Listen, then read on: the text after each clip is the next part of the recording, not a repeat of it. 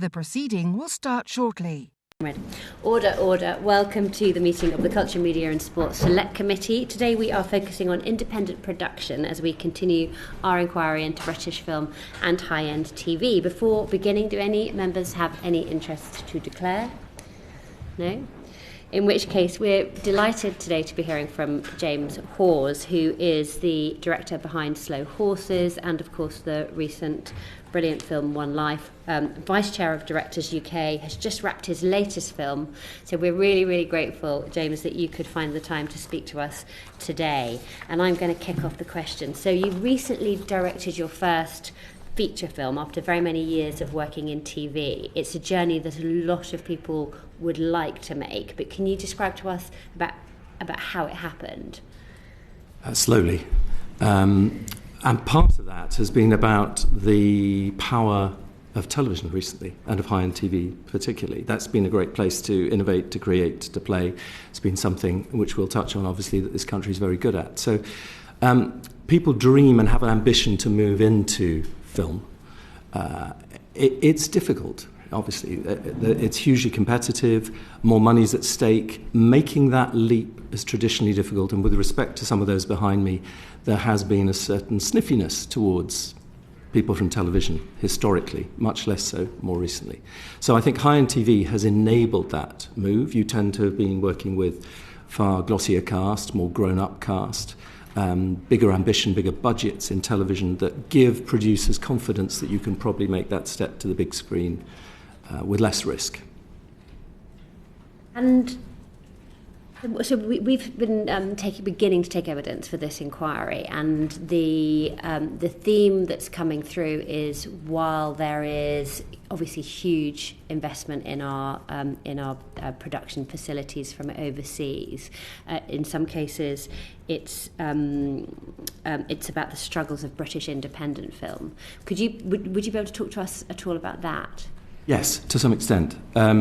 Again, One Life was my first film and my first indie film. Now, it's doing incredibly well at the box office. It is, in terms of an indie film, a popular hit, competing with Belfast and Banshees of Inisherin over the last few years, certainly in post-pandemic. But even setting that up was a struggle. And during pre-production, there were times when it was uncertain, and without the help of people like BBC Films, it would not have come about. Now, what's that about? It's at the higher level of indie films in terms of budget, pushing towards the 15 million that is a figure that's being talked about. That is because it was set in two time periods. It involved kids and trains, and we had a fairly glossy cast that need looking after and have costs that come with them.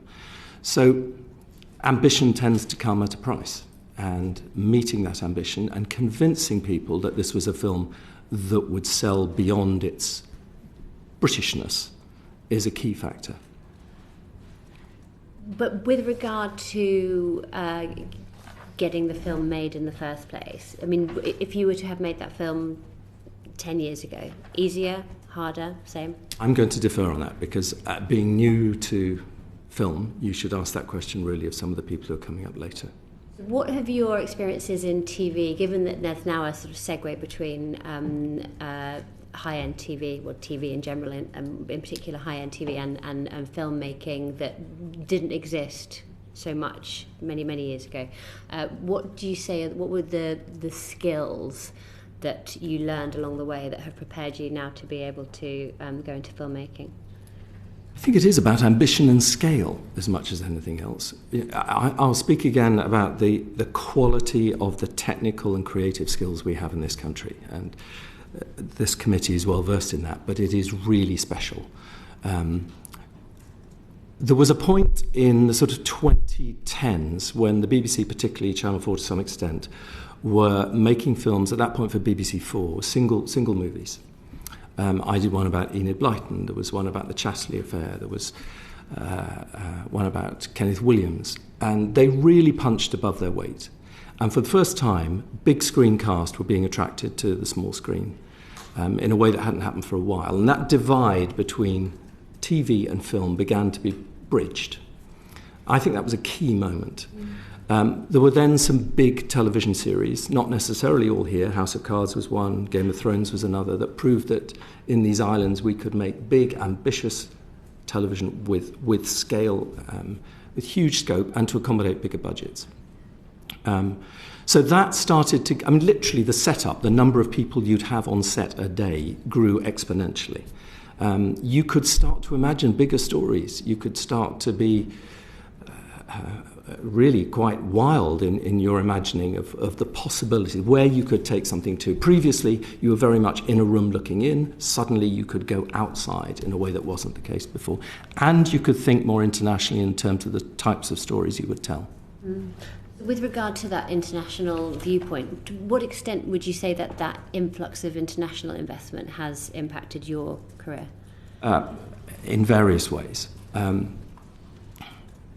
And we've got to be careful to look at all of these. Obviously, there is a considerable benefit to that inward investment. It has built, nurtured, and grown the industry and the people around. It has built the production companies and made us a place really respected for high-end film, TV and film. There are downsides. There are downsides because that has inflated costs, and therefore domestic production is finding it harder to compete for some of the best practitioners. It's been very busy out there, not right now, which is something we should talk about because this committee could not be sitting at a more critical time, frankly, for our industry right now. It has given North America, to whom we must look, confidence in what we're doing. And it's really intriguing. The Slow Horses, when that was first pitched, it had trouble getting going. I know Cecil Films would not mind me saying this, that it looked for a home at some of the UK broadcasters first of all and wasn't picked up. When Apple did pick it up, they wondered whether it was just too quirky and too British and whether this would travel, even though obviously we have a reputation for the spy genre. The attachment of Gary Oldman, its subsequent success, shows that even quirky British can travel, and it is now the longest-running repeated series on Apple. So I think High-End TV has come here, it's found a home, it's found success, that has built our profile internationally and hugely. It has shown that we can think beyond British parochial, or we can turn British smaller stories into ones that have an outward glance and that have universal themes. And I think that's really important. We have to be aware of the balance, the critical balance, between the benefits of inward investment and having our own domestic industry. That's what we hope to help with. Julie. Thank you, Chair. Good morning, James. What influences your decisions about where to shoot your TV series and films? And is it entirely driven by the storytelling, or do costs, availability of staff, or ease of working play a part in your decision? The answer is that they all play a huge part in my decision and production decision. Now, the film I've just finished, let's look at various examples here, but that is an American studio film. When I came on board, they were still looking at the possibility of filming it in Georgia, in Budapest, in Romania. Tax break was key. Also, what sort of locations we need and can offer. The body of technical crew that are available, absolutely. The general working environment, what's it going to feel like? How smoothly can we run the logistics? You know the logistics of running any film or television show, and the bigger it is, the more complicated they are considerable. There are downsides sometimes here.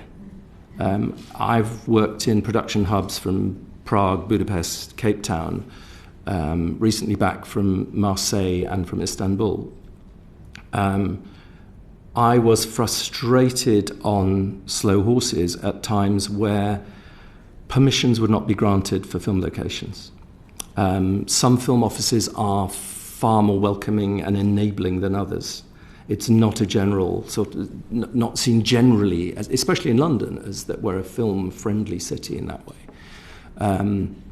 There was an example recently in Marseille where we had a problem with a heritage building. Now, Marseille has recently been earmarked by the president, no less, as somewhere that film could be built as an industry. And the message goes down to local government there that if there are any issues with the production, send it to the President's office. Now, I don't suppose he crossed his desk and he read the details, but just that message getting out there is enormously empowering for regional production and makes it a better home for internationals to then turn up and go, yes, okay, we know we've got a good chance of achieving what we want to. Mm-hmm. So it is a mix of all of those. Obviously, creative comes first. And you've partially answered this, but what does the UK do well as a filming location compared to overseas locations? And are there any areas we could improve to maintain competitiveness? I mean, the tax break is key. Absolutely fundamental. I mean, one of the conversations with the producers recently was, what is the tax break in different countries? How is it changing? What's it shifting? How is it cash flowed? What is the cost of money going to be to us? Because that's another element. What are the above-the-line post costs that are going to be there for us? Again, I'd ask you to talk to a producer about that rather than me. These are things I've picked up in corridors. But I know that is critical to their positioning for us. What do we do well? Our technical crew. We're really good at that. And you compare that, our technical and creative, so I mean everything from makeup and costume through the grips and electrics. We have those, we have a great tradition of those. We have to maintain it, but that's there and therefore something you can bank on. To the extent that when I've worked with some international DOPs on other jobs, they have flown out gaffers or grips to take away with them because we've got the best. We should also talk about the front of camera, especially for North America. We have English-speaking, brilliant on-screen talent, recognisable talent. It's at home. They're happy to be at home. They often want to work here. That is enormous for our industry. Finally, how does the experience of shooting differ depending on where in the country you are? So I'm talking about the UK here. What would help to get more production shooting beyond the southeast of England?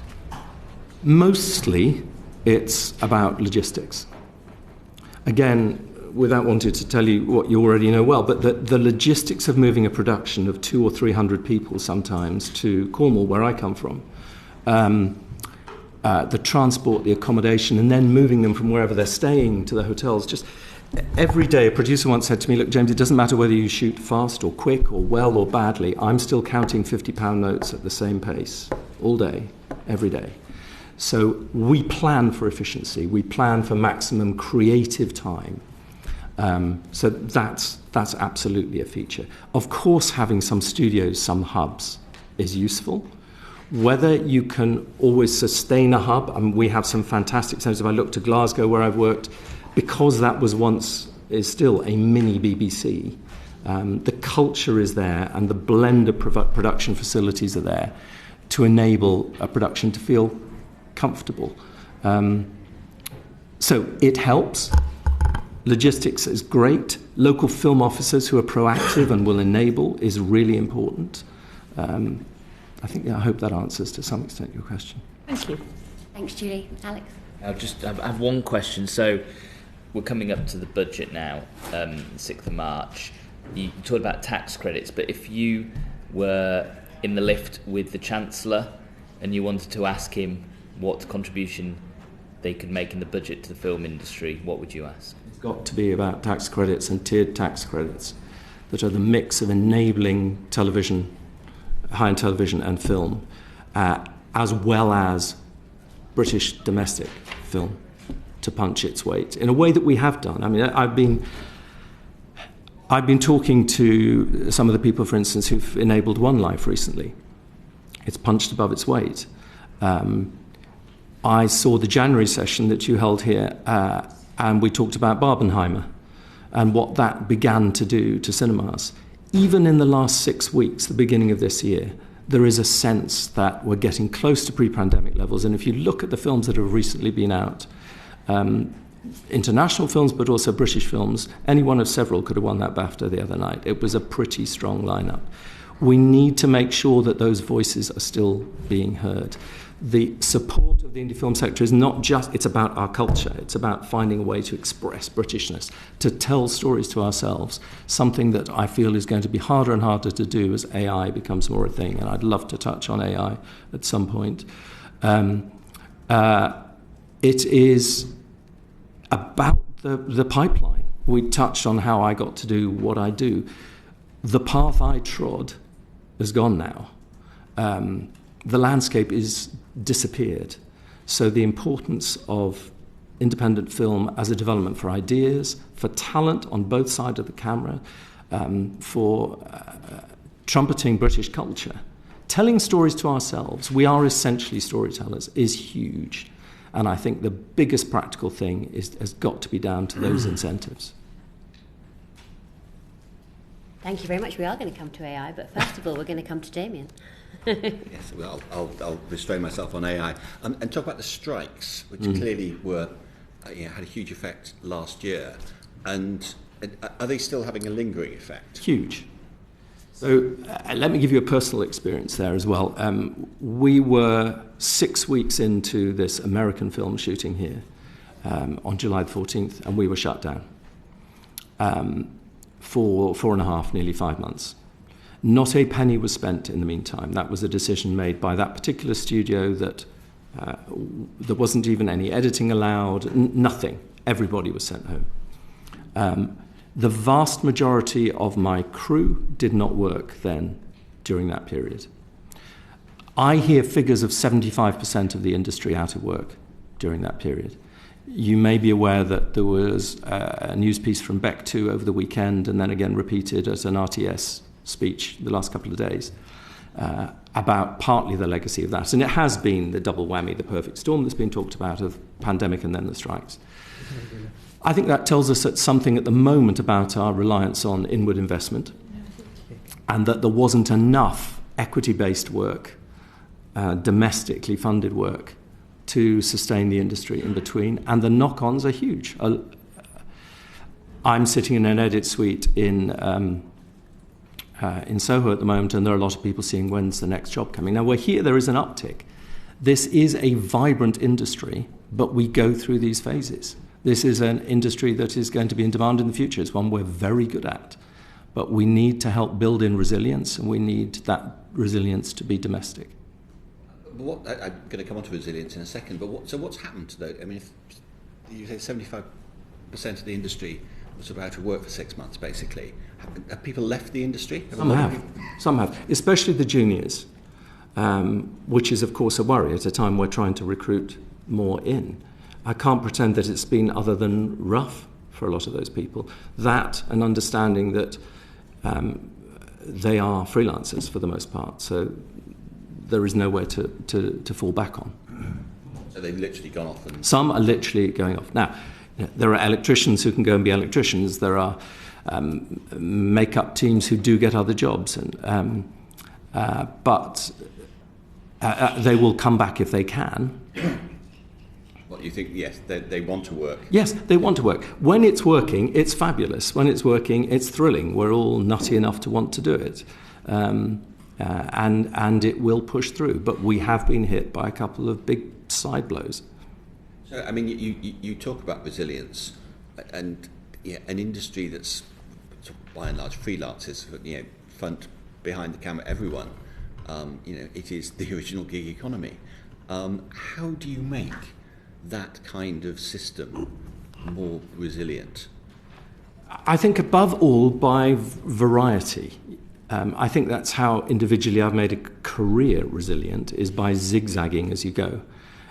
I think here, and this takes us into another area, but I think it's about the PSBs being as active as they possibly can.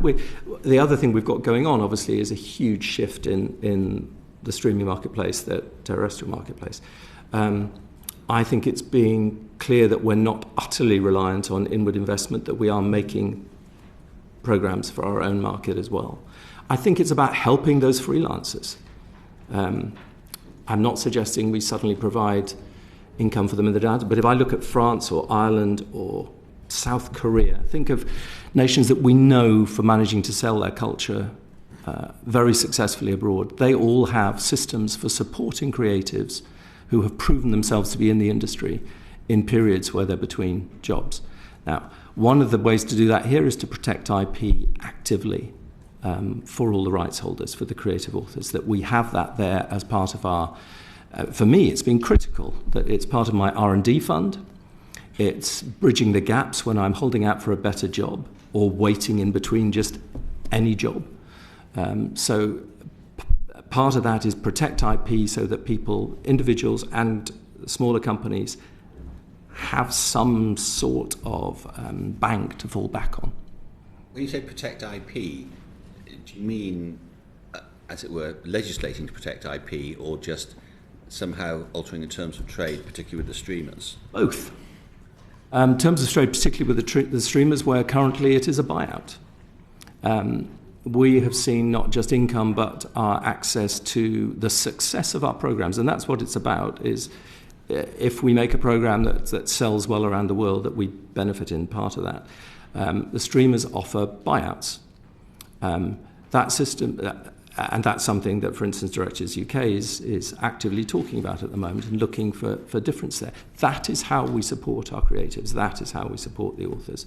If I look, I'm going to give you an example. I set up a show called Merlin, a family show on the BBC. I got to play with dragons. It was rather wonderful. What I was initially offered was not what I or my agents felt was suitable for where I should be. We managed to do a contract with a production company that offered me 5% of net international. I don't think anybody thought it was going to be terribly much. That season ran 5 seasons. I still thank Merlin and the Dragon regularly because it has helped me make some brave decisions and spend some of my own money developing ideas ever since. I think that's vital. I think that's a model. Kind of almost like the repeat fees that might in the 70s and 80s, my dad, was permanently popping up on It'll Be Alright on the Night, and yes. It was very exactly that. So not necessarily contractual, but as part of the deal with the streamers. Okay, interesting. Thank you. Ryan Gosling's Body Double. Thank you. I pop up in some of these as well, and they're always excruciating, but the repeat fees are very nice. Thank you for joining us. And it's very interesting when you talk about moving from television and all the very talented directors who work in other fields of television into the movies, because my background's news and current affairs, and I think of some of the producers and directors that I worked with in Panorama, for example, and Assignment, who just were incredibly talented filmmakers making very complicated subjects accessible in news and current affairs, and so many of them should have moved into, I think, filmmaking. But there was a prejudice, wasn't there?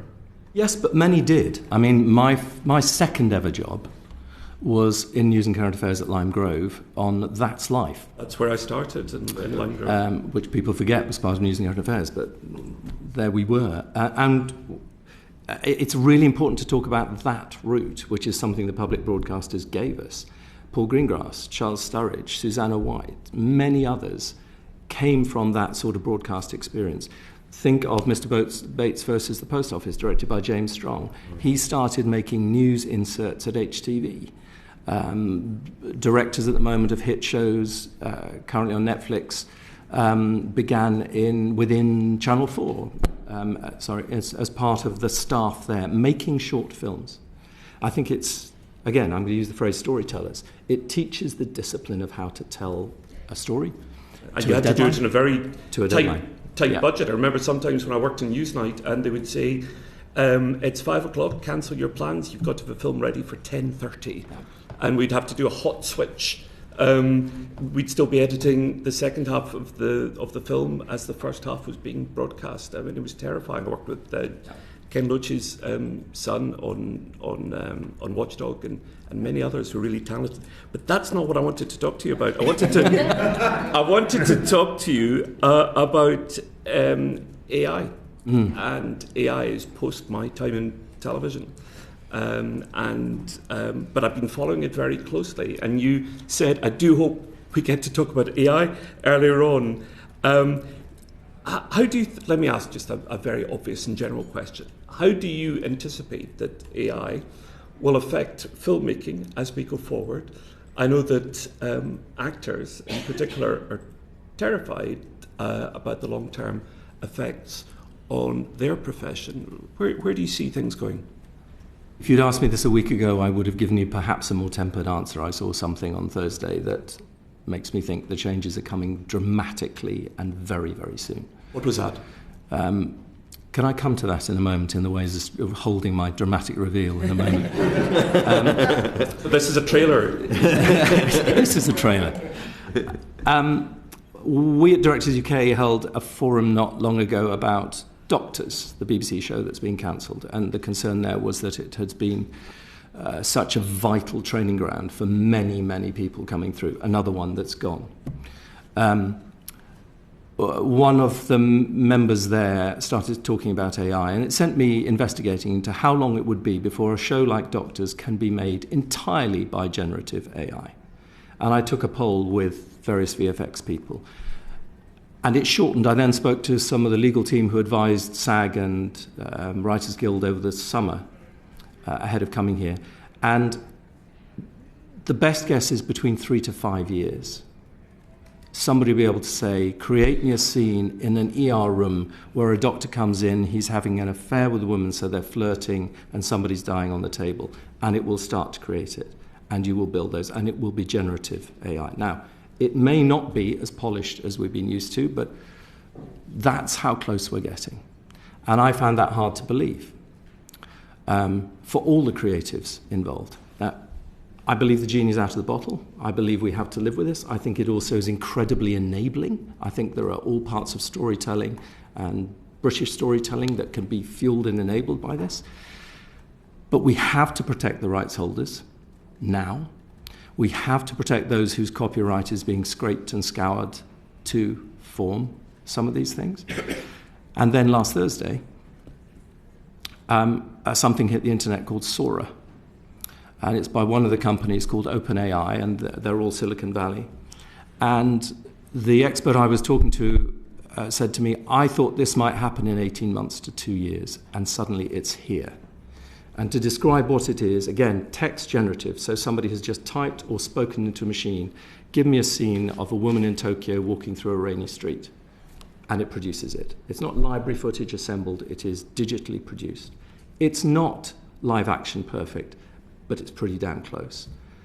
There's a dragon festival. It's hard to tell whether it's real or not. That's happening now.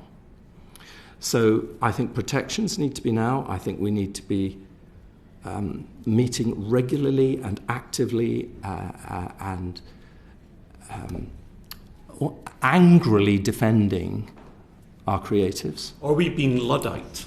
Is this inevitable? No. And we might lament its passing in the same ways we might lament letter writing as a form of communication, but it's inevitable. I think it's inevitable. I don't think we can be Luddite or afford to be. I think we've got to be embracing it and harnessing it and getting to learn what it can do for us. I do imagine, colleagues behind me again may feel differently, that there will be a twin-track evolution here. I think there will continue to be humans telling stories, and I think humans must be at the heart of telling these stories. Again, the AI will need people to guide it, to drive it, to help shape those stories. It will be a storytelling tool. We'll be able to create the rainy streets of Tokyo in a way that we couldn't before. Why would a film company choose to use expensive actors in the future when they could make just as much money using AI? Because things, for the foreseeable future, human things still happen. Let me give you an example from One Life that I mentioned at a screening and seemed to strike a chord. We're on the set with Anthony Hopkins, and he loves being on set. He sits on an apple box on the edge of set. He's not one of those who disappears to the Winnebago. There was a grand piano on the set. It had nothing to do with the story particularly, but he's a showman. And he sat down, lifted the cover to the keys, and started playing beautifully. And a lot of grips and electricians will always remember that day and took their stories home. He was surrounded by the mess of his life in that moment. The character was due to do a scene where they came to the dresser to take a drink in a moment of the end of Act 2, depressed and down. And I saw an opportunity. And we had Anthony as Nicholas Winton playing the piano, worked into the scene, because of something he did, something I saw. AI's not going to predict that. It's not going to invent that. It's not yet got the human soul, the human experience, which is why I think there will be twin track for a long time to come, and we will choose that. Somebody was very reductive in their description of it, said it's like mechanically recovered meat and organic burgers, and we need labelling to understand some of these things, and we will eventually make our choices, and there will probably be cost differentials. But I tell you what, we in this country need to be grasping what it is now. We are behind at the moment. We need to be talking to some of those brilliant people in Soho. We need directors to be getting trained and enabled to understand it.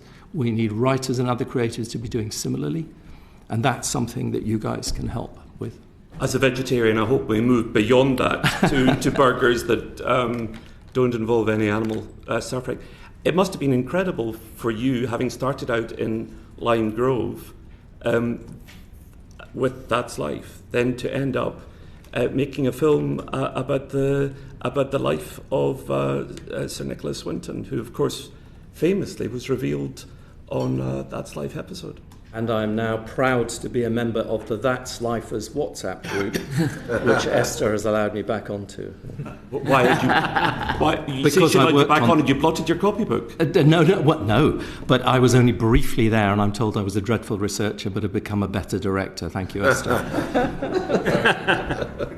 Just very quickly, something you said around the skills and the training. How do we help ensure that our production and our directors have the skills and training that they need to be able to adjust to this new world, and what can the government do to help? Several things. I'm going to talk about indie film, low budget film again, because that is such a test bed. There is no set pathway. There wasn't when I began. There is even less so now. But making small films, moving to their first indie film, being allowed to do a second film, maybe move sideways into high-end television, that is absolutely a route. And that's one we need to make sure is fluid and protected. We need to help with all kinds of training and making whatever apprenticeships work within a freelance structure, as many don't. Because the nature is freelance, and a lot of apprenticeships try and put people into permanent jobs that don't exist. I think that's key. Support the industry in its structure as it is. We need to... there are a lot of brilliant organisations, the BFI, Directors UK, BEC2, BAFTA, BBC, all have training schemes. We need to make sure those are nurtured, and we need to make sure the PSBs are doing as much as they can to have destinations for the people they train. And obviously the worry about cutting shows like Doctors, which have to be cut for budget reasons and for reasons of shift in audience preferences. But we lost Doctors, Holby City, half of Casualty, many of the shows that people used to go from the soaps as they worked their way up to be somebody as fortunate as I am. And I really worry about where we're going to train our directors now. And there is some joined-up thinking that needs to be done to look at the whole ecosystem. Before I come to you, Simon Allen. So, just looking at television for a moment, we've got a lot of platforms now, a lot of channels, a lot of streaming services, all content hungry, all vying for income, all with budgetary pressures, which you've spoken about. What you're saying now about AI, are we almost at a point where a producer can get a group of writers, they can write a script, they can feed it into the AI, they don't need a director, they don't need actors, they don't need grips, they don't need a studio, and then they can put it on a platform and they've got a brand new show? Is that the soon to be realised future? Not yet. And I don't think they will get rid of all those people. I think they will need all those creators. And if we look at the American model, it's been very firmly said we need a director and we need a writer at the heart of what those shows are. We need those creative storytellers. We need those people to own IP. Only a human can own the IP. It is about harnessing it and understanding it. Elon Musk said we should wait for 6 months and that everybody would take a pause and work out how fast AI was developing, and people rather laughed at him because they realized not everybody would. I think what he was expressing, dare I even double guess Elon Musk, was recognizing how fast things are evolving and that we need to understand that and we need to protect our industry by harnessing it and being part of it. Do you think we need regulation, or do we need to wait to see how it pans out if we regulate? No, I think we do, to protect, at very least, the rights holders now. I mean, there is IP being scoured and pirated right now. We need to be protecting that. And obviously we need to be working with the AI developers, but that needs to be an active, energetic conversation, respecting the rights and the businesses of both sides, and with a firm view on what the end product is, including telling British stories. My worry is if we don't get up there doing that, the AI-generated stories will be coming from elsewhere. We need to have our AI classy storytellers here as well. Did you want to come in on that? Yes, a very short one, if I may, and I apologise for my lateness in arrival, but I was talking to the Chancellor about film production. That's my question. But, yeah, it's a good excuse, and I'll stick to it. Very efficient, yeah. But I just wanted to ask, are we not being slightly alarmist about AI? I know your background was in theatre, and as indeed mine was, and a lot of people in the room probably were. AI isn't going to impinge too much into that incredible feeder stream for the high end in the end, apart from perhaps the development of scripts. But as you point out, AI is not and never will be sentient. No, I think that's crucial, and I think of people like Charlie Brooker, who tried commissioning ChatGPT to write an episode of Black Mirror, and it seemed like the right script to try, and his language was less than flattering about what came back at him. It was sort of broadly structurally there. I mean, I have to tell the committee that before coming in, I asked ChatGPT to come up with the questions you might ask me, and so far it's scoring pretty high. But we also have to think of examples of theatre. Sorry, that was directly challenging. And if you think of ABBA Live at the moment, there is an example of... The same with the answer. Intelligence, AI putting on stage in front of you in the moment the original performers. That's a challenge. Of course it is, and I completely agree with you that we have a way to go, but it is amazing what's currently happening. And I agree with you, and would be the first to argue the human soul is everything, and the ability to tell stories is part of what I think defines us as humans, and we should cherish that and nurture it for a long time to come. But I would argue that creative magic comes out of interpersonal relationships when put on a stage or in an environment, even on a film set. You're just looking at each other. As I've just described, I agree with Sir Anthony. And I think that will be there. But I also think that all these people telling me over the last couple of weeks, we've got so few years before a version of that is going to be out there on the screens, and some consumers will be happy with that version. But I get back to my original question, are we not being too alarmist about this? If I've been alarmist to that degree, then I hope not too alarmist. If I have called to action and said that we need to be in this country taking note and acting on it now and learning it faster, then I think that is measured. Thank you. Thank you, Chair. Which countries are, to your knowledge, are taking the right steps on this? I think in terms of development, then the States and Silicon Valley is way ahead. And also what's happening there with the unions at the moment, straight off the back of the strikes, is they are looking at the protections. And so, for instance, the DGA has got an ongoing conversation with the studios about every few months sitting down and seeing where is it now?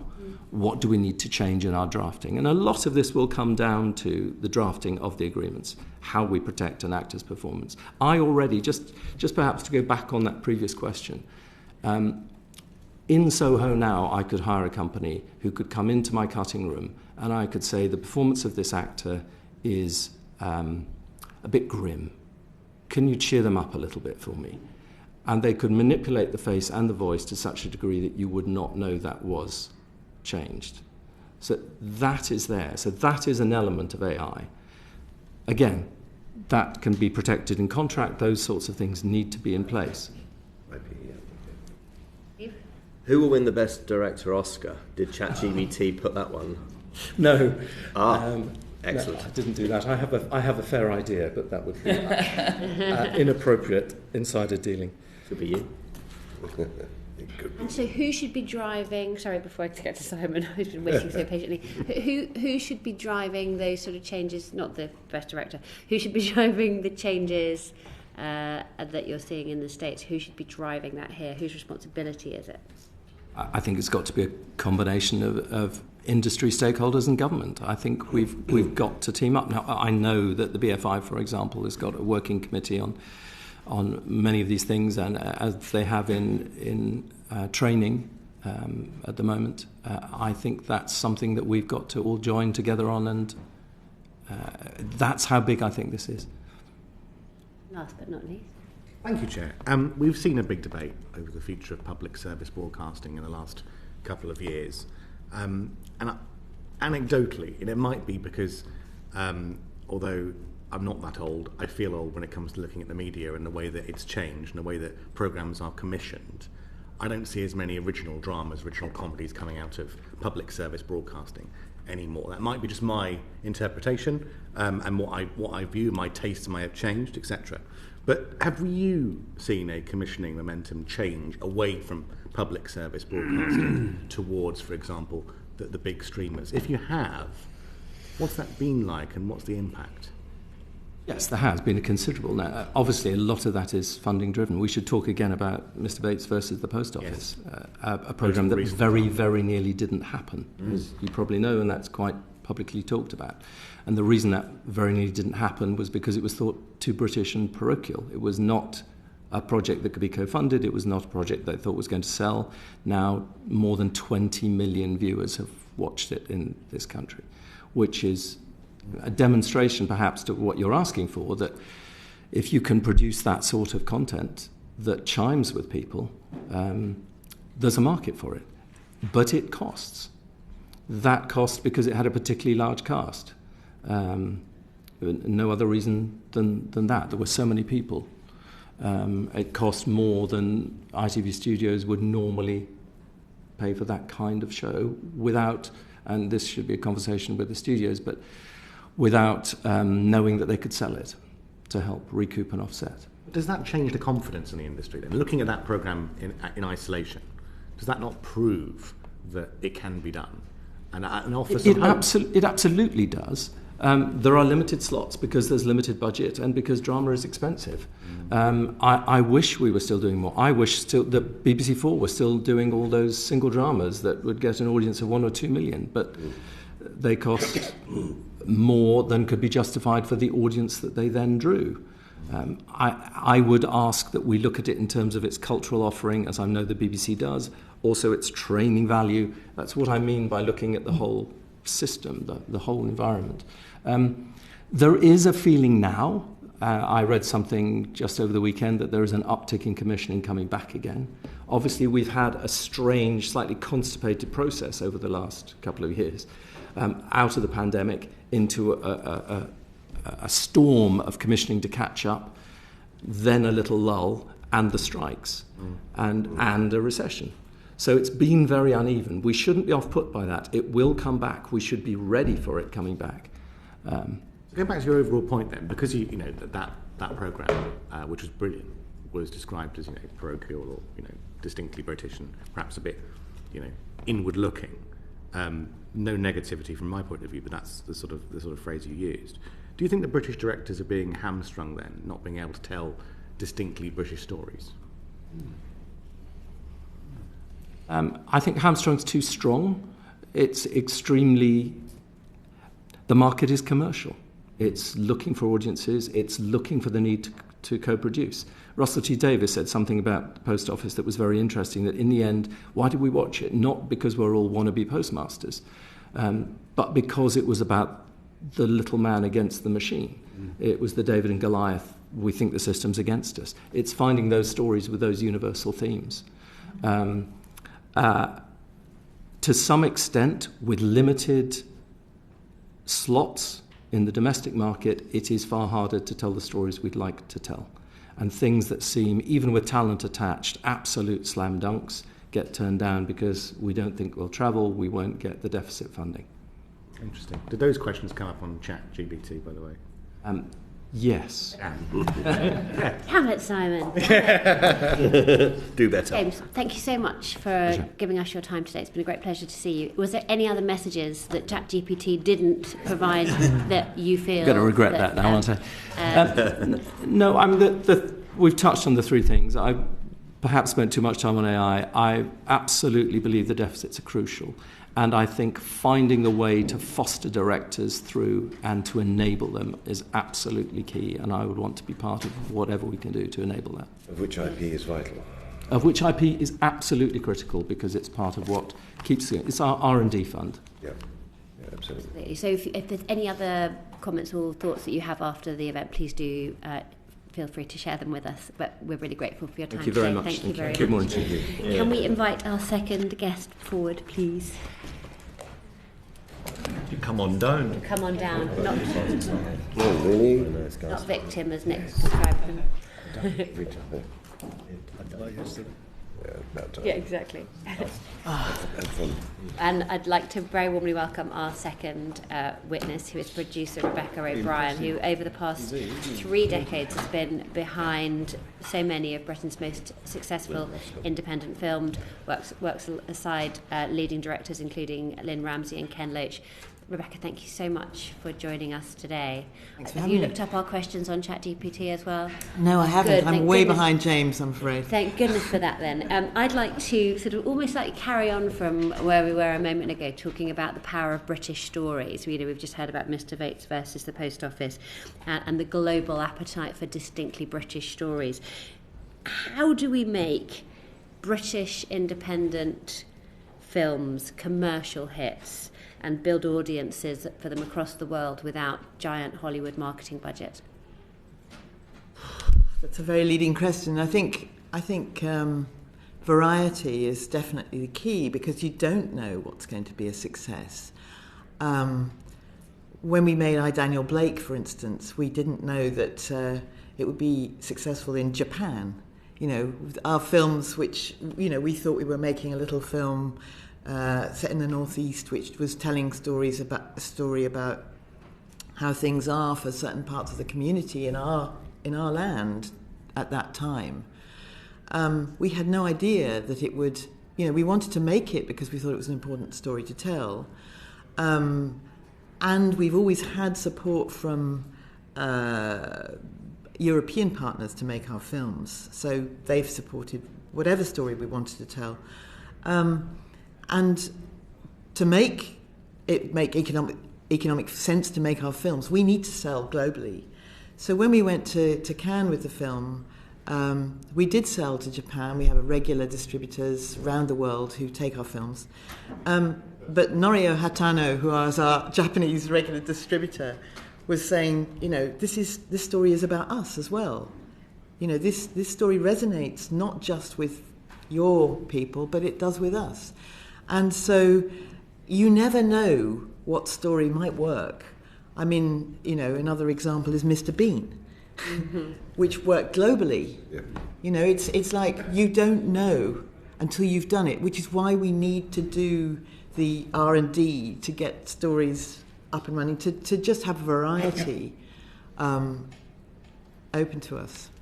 One of the first bits of evidence we heard was from Gurinder Chadha, who said to us, it's actually quite difficult to get independent films widely distributed into British cinemas.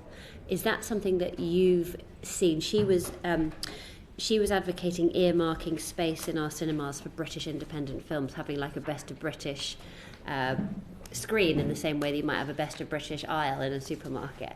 I mean, how would you feel about that? Yeah, it's an idea. I think all sorts of ideas should be tried. I think that one of our problems is the fact that we speak English and we're making films in the English language, and so we're not seen as specifically British, and so we merge sort of seamlessly into films in the English language from wherever. And that can be an advantage and a disadvantage. During the pandemic, it was a disadvantage.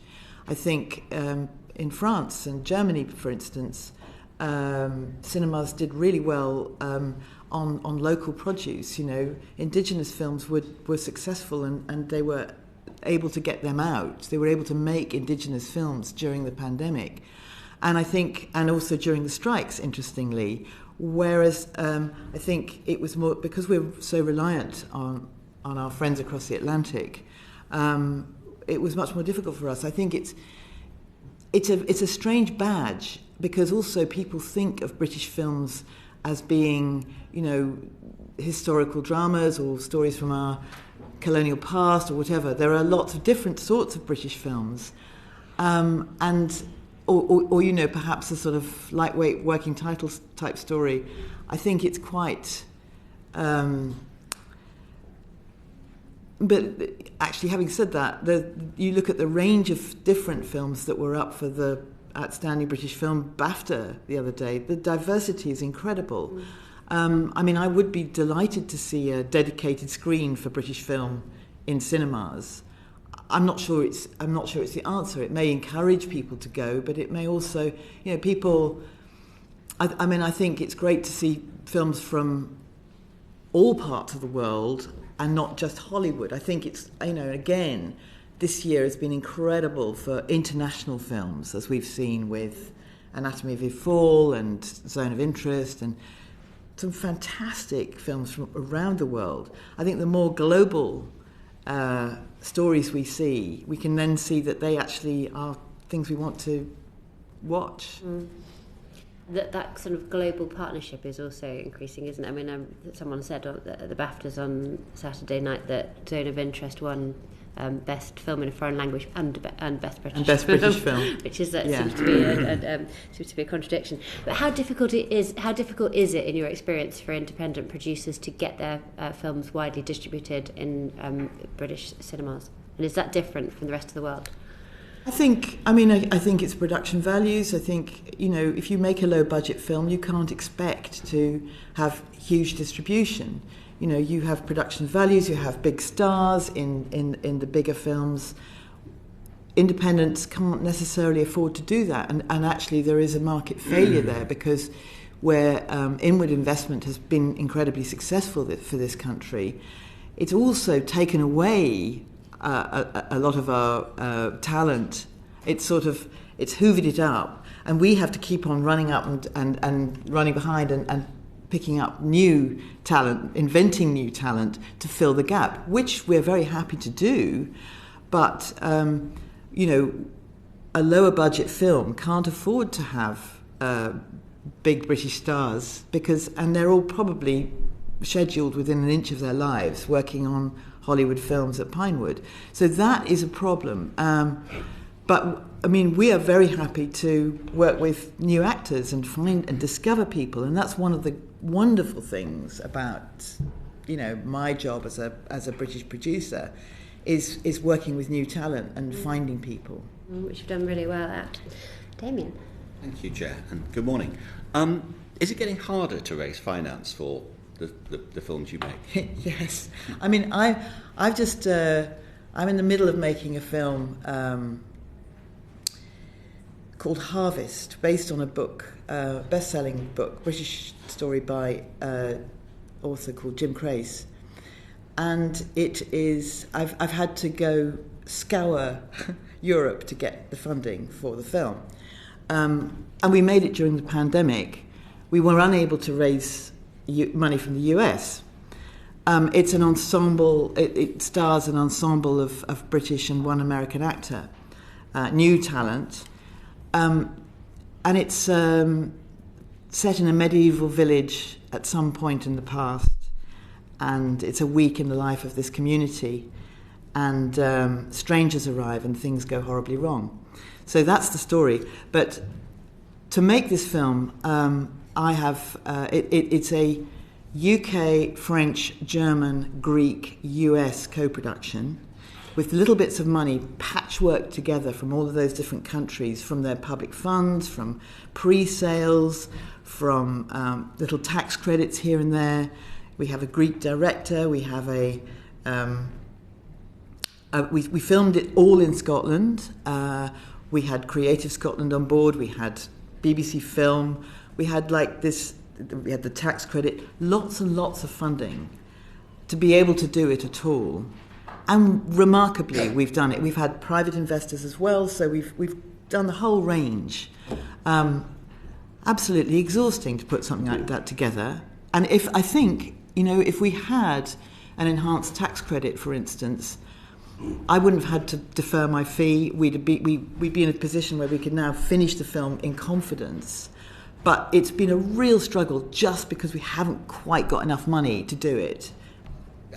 You anticipate that what I was going on to, which was, I mean, given that you would like more money available from sort of various public purses, we'll take that as a given. How would you change the structure of the way we support film in this country in a way that would help the sort of small indie type film, or even medium-sized indie film? It's a difficult one to know the answer to, because I think British producers are very adept at getting money from all sorts of places. I think some sort of incentives for investors is important, for them to understand how important the R&D value of the industry is. I think that luckily Brexit hasn't changed the fact that we can still do co-productions in Europe. I think that to keep the possibilities open, to be able to work with partners all over the world is important, because when you work with international partners, you're opening up the possibility for sales in those countries, and sales equals money going into your film. And sales equals audiences. So I think there should be incentives for us not to always look across the Atlantic. I think that's a blinkered approach. I think within the UK it's difficult because sales have dropped. There's market failure because the streamers came in, the high-end TV got higher end, and and Hollywood arrived, and they did take a lot of our investors away. I mean, and also, the public service broadcasters have been really vital for us. But they don't have enough money to support people all the time. BFI are concentrating on new filmmakers, and that's important. Public service broadcasters have very limited funds to put in, and any independent film needs to have one of them to be able to kick off funding. So support for them is very, very important for us. But I think, I think some fiscal support, some additional fiscal support for this particular sector is essential. I think we could really die without it, actually. Yeah, I mean, Gunda Chawda said that she'd like to see an uplift for films under 15 million to sort of hit that. I assume. Yes, pretty much all independent British films are under 15 million, and clearly the ones that there are films below a million. Quite a lot of films, first-time films that are made under that level. But to get production values that will survive cinema audiences and then have decent lives with streamers and with TV companies, you need to have certain production values which raise the budget. I mean, we call in favours all the time as well, and our crews and our cast are more expensive because of the market failure that I was talking about. So it's, but we're not seeking to make huge, expensive budget films. We're seeking to tell stories of our own people and things, and you can do that on a relatively low budget. I'd like to do that. I'd like to continue doing that. I like doing smaller projects because you know everybody, and it's great to see people then evolve into better filmmakers and themselves and better crew. And from what you say, it sounds like with the irony that we've all appreciated, that the fact that we have all these craft skills and all the things people celebrate means that we attract a lot of big, often American money, and that actually drives up costs, which means that making small indie UK films is more difficult at that end as well. It's not so much a question of the money coming in, it's how much you have to spend to do the same amount of work. So budget inflation is definitely an issue for the independent sector.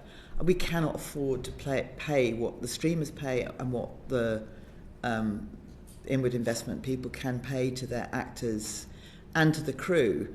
And so we're scrambling around and promoting people perhaps too soon, so that somebody who's an assistant art director becomes a production designer too quickly. You need to have time to evolve your career and have experience doing different sorts of things as you make your way up the production ladder.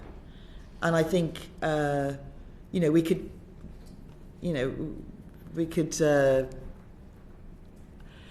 I think support that by having, as James was saying, the apprenticeship thing, if that worked better for freelancers, I think that would enable people to be able to stay longer in the independent sort of nursery slopes. Thank you, Damien. Jai. Thank you very much, Chair. I'm interested in the multifarious ways you raise money and the people you attract. What interests me, because I have some limited experience in this world, but what interests me is private investors. Are they harder to get hold of? Do they do it for the passion for the project, or are they looking for good returns? Well, they're private investors. They're looking for good returns. Right. Of course, they are interested in the project, and I'm working with a private investor on Harvest, and without them I would not be doing it. But the cost of their money is very high. The cost of their money would easily make me be able to finish the film. It's huge cost. Probably 10% of the budget is money costs, and I think I really appreciate that they're taking this risk. And they're putting their money where their mouths are, but they will get the money back first. The director, myself, other producers have all had to take big deferrals in our fees, and we won't see that until way after all the financiers have properly recouped. So I'm actually not quite sure if there's any other industry where the CEO or the COO would actually be paid a third of what they're budgeted for. Precisely, but is there a larger or shrinking pool of private investors? I think the private investors are interested, but it's such a risk business. Maybe only 1 in 10 films is successful, really successful, bringing a big return. Our films tend to break even because we have a market all over Europe, and we sell around the world. We pre-sell and we sell around the world, but those sales have got smaller in recent years because of the market, and so that's another bit. But the what was I trying to tell you? I have no idea, but what I can help you with is what can government do to help private investors invest in film? I think show confidence in the independent sector by supporting us with an increased tax credit. That would be really good. I think if I had an additional 15% going into the market, it gives me more confidence. It gives me the confidence to say, look, here I've got 45%. I've got 40% of the budget. You're only going to have to come up with 10%. Or I can sell this here in Europe. It gives me broad shoulders. It makes me a force to be reckoned with. It makes me less subservient to the money. It makes me more confident with my projects and ideas, and say, I've got this great idea. Look, this is how we can fund it. And rather than sort of bringing on this incredible sort of embroidered carpet full of different patches. Again, the funders, I think a higher incentive for producers would bring private investment more happily to the table, because they're taking less of a risk, we're taking more of a risk. I think that's how it works. Thank you. Thank you, Chair. Simon? Thank you. Do you think it's become harder to get public funders to put money into distinctly political content, films, television, etc.? I don't think so. I think that I don't think so. I think they've got less money, which isn't helpful.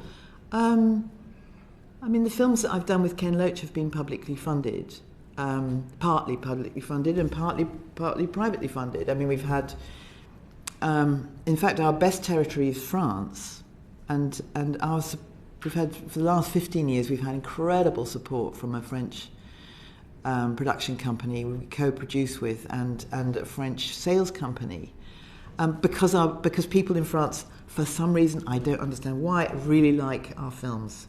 I mean, it's great, but we definitely could not have survived without the support on definitely intrinsically political films, without the public service broadcasters. And I think they're not looking at it as political. They're looking at it as good filmmaking. They're looking at the talent behind it. You need to ask Ollie and Eva behind me, but I think, they're looking to make good stories, strong stories that people in this country or people can actually really see themselves reflected in. And it's like, what Sam Morton was saying when she won her BAFTA fellowship at the weekend. She wants to see stories, she wants to see films where her own life is reflected. People want to see themselves on the screen. That's the key to finding audiences, I think. If you show people themselves, show them that their lives matter, I think that's a key. We know it costs a lot of money to put together a film, for example, but before we get to that stage, there's script development, right? Yeah. And that also takes time, effort and money. Yeah. Is that harder at that really early stage to get funding? Very difficult. I mean, we did... this is a Brexit moment. We were members of. We did have the media fund from Brussels, which gave us slate funding, but we can get development money. We lost that, and I'd had that like 2 or 3 times, which gave me a chunk of money, about 150,000, to develop 5 screenplays. Fantastic seed money. I would love to have that again. To have a public fund, I could get that seed money. Public service broadcasters do give us that. BFI does as well. We can, but it's a much more competitive field, and I think actual slate funding is a really great thing to get. It's a very the BFI instituted this thing called the locked box, where if your film made any money, if they invested in a film. So say they invest 500,000 in a film, and that starts to recoup its money. They put half of that in a pot and give that money to the filmmakers as an advance against any profit the filmmaker might make at the end. And that money can only be spent on development or production. So we've used that money, the lockbox money, to develop further films, and that's been a very valuable thing. But it is expensive money, because you might have, out of 5 films you develop, you might only be able to get 1 to the screen. So development of screenplays is absolutely key to being able to have a decent films, I mean, really cheeky now. We are hearing from BBC Film and Film 4 next. What would you ask of them? What would you say to them?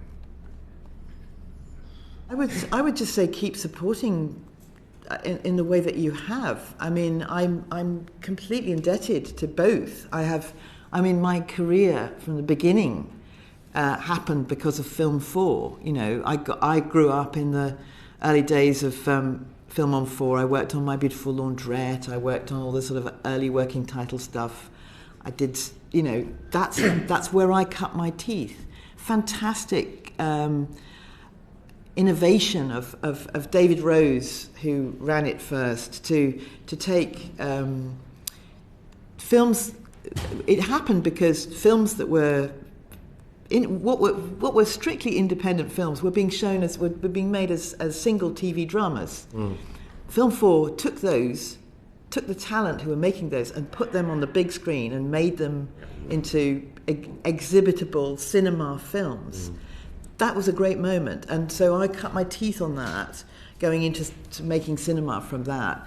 And so I'm indebted to those PSBs because of what they gave me, but also they do seek out very specifically innovative or original British talent, and they are working hard to get our films made, and independent films made. So, I mean, just keep up the good work. Very diplomatic, thank you. Thank you, Simon. Alex? Thank you. We'll come into Brexit in Europe in a moment, so I want you to answer this question not in that context. Are policymakers undervaluing the potential for co-productions, and what would you like the government to do to make them easier? Well, co-productions are still possible in Europe because they come under the Treaty of Rome.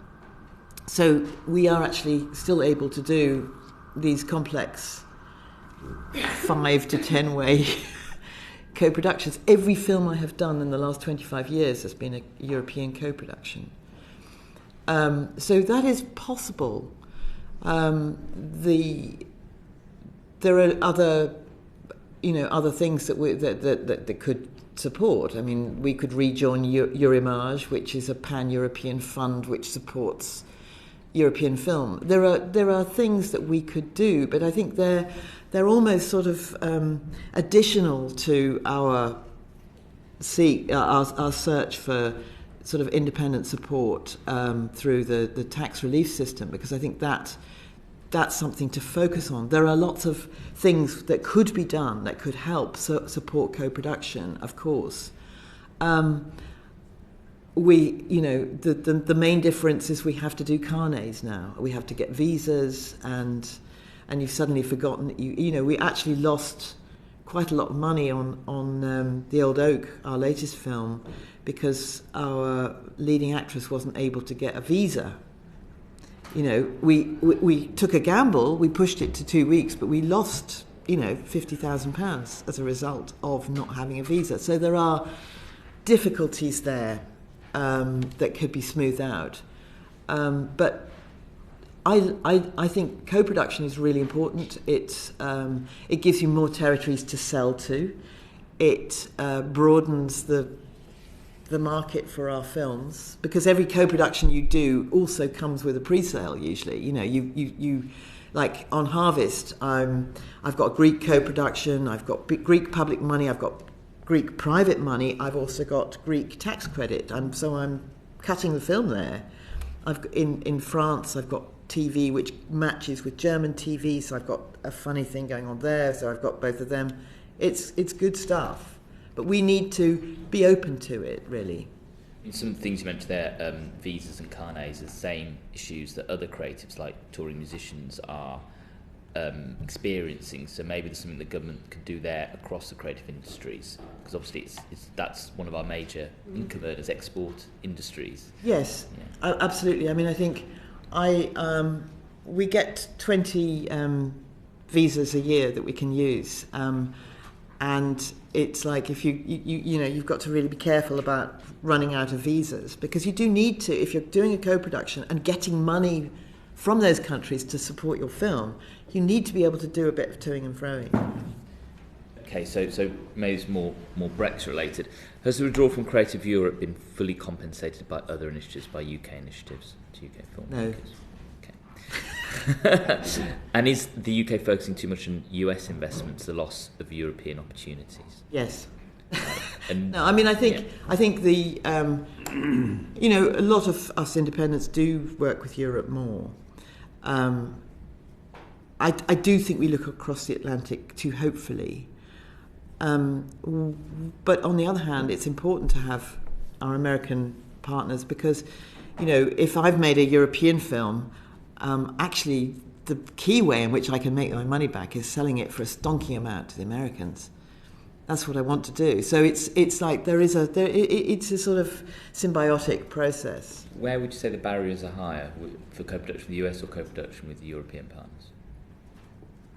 Oh, with the US, I would say. I mean, I think they don't have public money, whereas Europe, there's lots of little pockets of public money, and you sort of... I'm chatting up a Turkish TV station at the moment. I'm that desperate. I'm very, very happy to work with the Turks, but it's like, really? Am I doing that? To close the funding on my film at the moment. Thanks, Alex. Our own northeastern superstar. Good morning, Rebecca.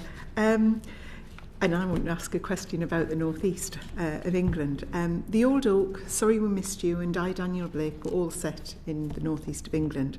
How important was North East Screen, which is based in my constituency in Sunderland, in informing your decision to shoot there? I wouldn't say it was a reason why we set the films there at all. I think it is good to have a strong regional body that supports film. So, and most regions do have, like in Scotland's Creative Scotland, I was on the board of South West Screen when that was going. They're important because they open doors for you. Mm-hmm. It wasn't the reason we chose to make the films there. We chose to make the films there because we found in the northeast a sort of microcosm of our country, and within Newcastle and Sunderland and Durham, and we found a world in which it was quite very easy to get around, very easy to. There's a sort of an accent that is rather beautiful, and there's also some very beautiful locations, and we found it was a really great sort of pocket world in which we could make our films. And the thing I love about filming on location somewhere like the Northeast is that it's really easy to get around. There's great places. People are keen to help and support. Locations are easy to get. People are happy to have a film there, unlike in London where it's really difficult sometimes, and people don't charge too much. It's a really warm, friendly place to work. But the other thing that's really important about filming in different regions is people then, when they understand that you're making a film in their area, and you listen to their voices and you portray people from those areas, they take a cultural ownership of the film.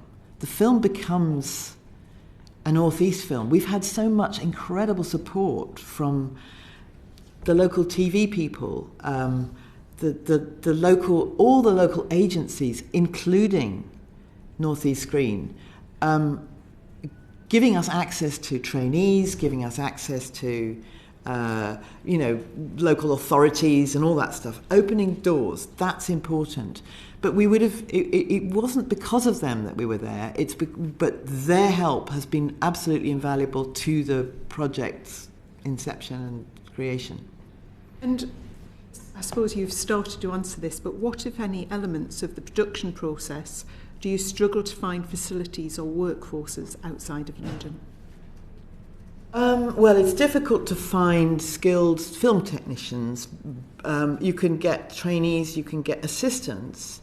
You usually have to bring in heads of department, although again in the Northeast we've been lucky enough to have terrific costume designer who worked her way up on TV and things. Jo Slater's just worked on all three of the films. We had assistant director from there. We had other, and we've also had people who've worked their way up during the course of our making those three films there, who've started off in a lower level and actually are now in more senior positions. So we've actually had our own sort of little factory going. So it's, I think the more, it's great to see in Scotland, for instance, having a wing of the National Film School there. It's important that people understand that you can actually cross over quite easily from film to TV, and I think that they are definitely transferable skills, but we did have to bring people up quite a lot. More than I would have liked. You want to be able to... So you look for people, and we certainly cast local people because we want the common voice, and that's really important. But you can't always get a focus puller, or you can't always get. But I mean, luckily our sound recordist now lives there, so he's moved in. And what difference would an uplift to audio-visual expenditure credit for productions made outside of the South East make to determining where you shoot a film? Would it help? Does it help? It would help. I mean, everything I have done, pretty much. I mean, I think I've done 2 films in London in the last 25, 30 years. I've done everything in the regions or in Scotland or in Ireland. And, there aren't regional funds that can really support in terms of proper capital into the film, apart from Creative Scotland, and there is a fund in Wales. It's... and Creative Scotland has been real support for me on my latest project, for instance.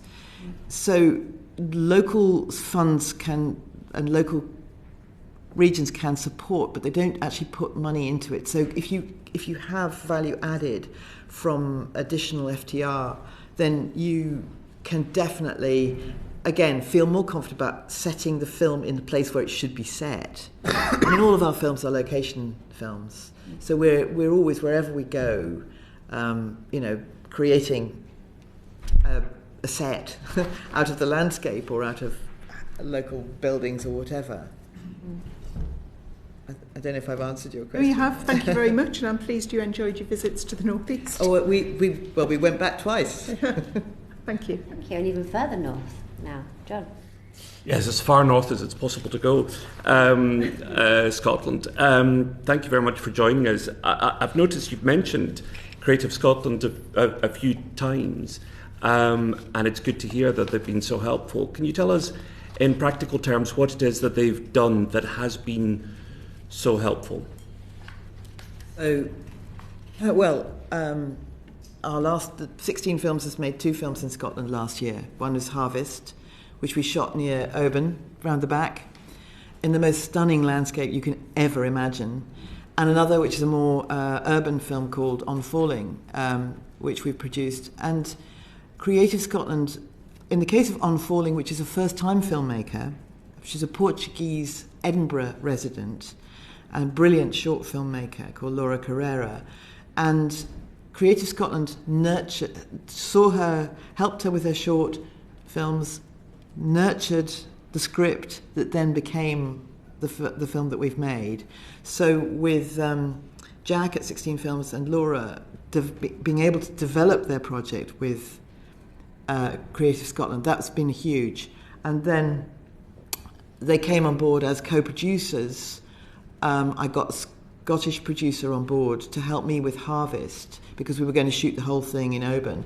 And they then came on board with some additional funding to support Harvest. But they've also, the other great thing that they did was they've got specialist sort of film supporters in each of the areas. So we had the Argyll and Bute women who helped us find hotels and locations and just sort of on-the-ground support, helping us find potential trainees. That film uses a lot of craft and a lot of local musicians, and we got really deeply involved in the community in Harvest, and they helped us open those doors again. Again, helping with accommodation, helping us find the tools that we needed.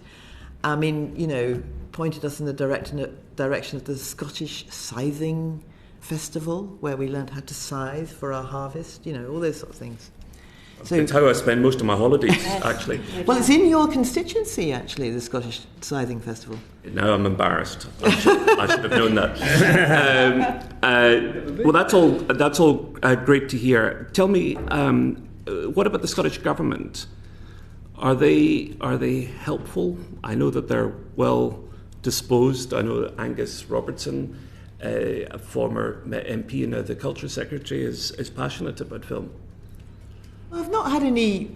I mean, I haven't needed, in a way, direct support from them, because I've had Scottish Screen, Creative Scotland. They never quite know which they are, but that's my only criticism of them. They have been incredibly supportive, as it were. I think from the top down, I think, and the bottom up, I think both. I think they've been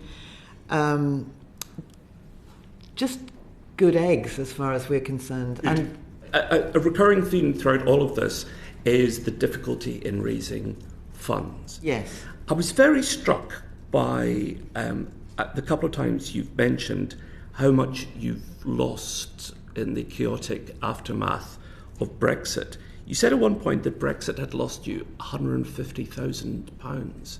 Well, yeah, I mean, if I'd gone back to creative media, I would have been able to get another slate of 5 films up and running, I think. You know, I would have been able to apply for development money for my next slate. I mean, I'm a recognised producer in Europe because our films have done very well there throughout Europe. So I could go to them and get that funding. But of course, the UK government promised that nobody would lose out. Well, we have had funding from Creative Scotland, but only for that one project. We have had funding from BBC Film, but there isn't a sort of, and we can get funding. We have had funding from BFI through our lockbox that I explained. Sure, but who's replaced, at a UK level, who's replaced the lost European money as you were promised? I haven't seen it yet. I mean, Creative England could be the source for that. I'm not sure what they have in terms of development money available. And I saw some of my colleagues shaking their heads in disbelief, horrified disbelief, when you said that one of your stars in your latest film wasn't able to get a visa. Well, that was partly to do with Ukraine, actually, because this was for the Old Oak. She was she was from the Golan Heights, and when we were getting visas, which is occupied territory. Part of Syrian territory, exactly, occupied by the Israelis. Yes. However, and she has a laissez-passer. That didn't matter where she was from. The fast track that we would normally have been able to use was completely closed down because of Ukraine visas becoming the priority. Because this was May 2022. So we did get her. But it was a very, and I did need to pull a few strings, and actually it was funnily enough, the mayor of Tyneside who pulled out some stops for us. You said you lost 50,000 in the process. Yeah, because we had to stop the film. We had to stop pre-production. We had to push the film by 2 weeks, and we were already very close to production. Because of chaos in the Because Home of Office. chaos, and because we couldn't. We just had to shut down for 2 weeks. Dreadful. Yeah. But apart from that, some inspiring testimony and wonderful work over many years. You mentioned My Beautiful Laundrette. I think for a generation of gay kids, that was inspiring, because it was people talking to us at a time when it was pretty grim out there. Yeah. No, my job was finding the locations on that, so I found the laundrette. There's a laundrette in Finniston in Glasgow that I think took its inspiration from that, and they've created a very beautiful laundrette which looks very much like that set. Anyway, thank you very much. Very good, thank you, John. Last but not least, Clive. Thank you, and thanks for coming to give evidence today. So Ken Loach has said that The Old Oak might be his last film. I mean, is he unique, or are there other Ken Loaches out there? And if they're not, how do we find them? Ken is unique. There's only one Ken Loach. I mean, he spanned 60 years of in the way he makes his films, I'm really driving. Well, yes, actually. I don't know anybody. I mean, he learnt his game largely from watching Czech New Wave and Italian New Wave filmmakers who put the people centre stage, in so much as they are. He films at a very human level. There's no sort of low angle or high angle. Everything's on a level. The camera stands back and gently observes rather than being crashing in. It's a very, very specific style.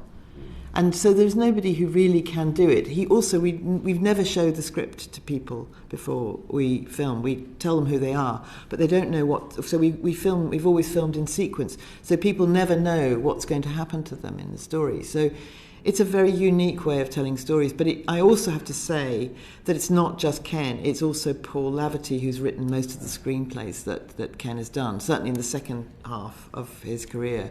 And those stories which are very intrinsically about contemporary human life and issues that we all encounter. And it just showing people themselves on the screen is what we've been trying to do. So I mean, I appreciate how long he's been around.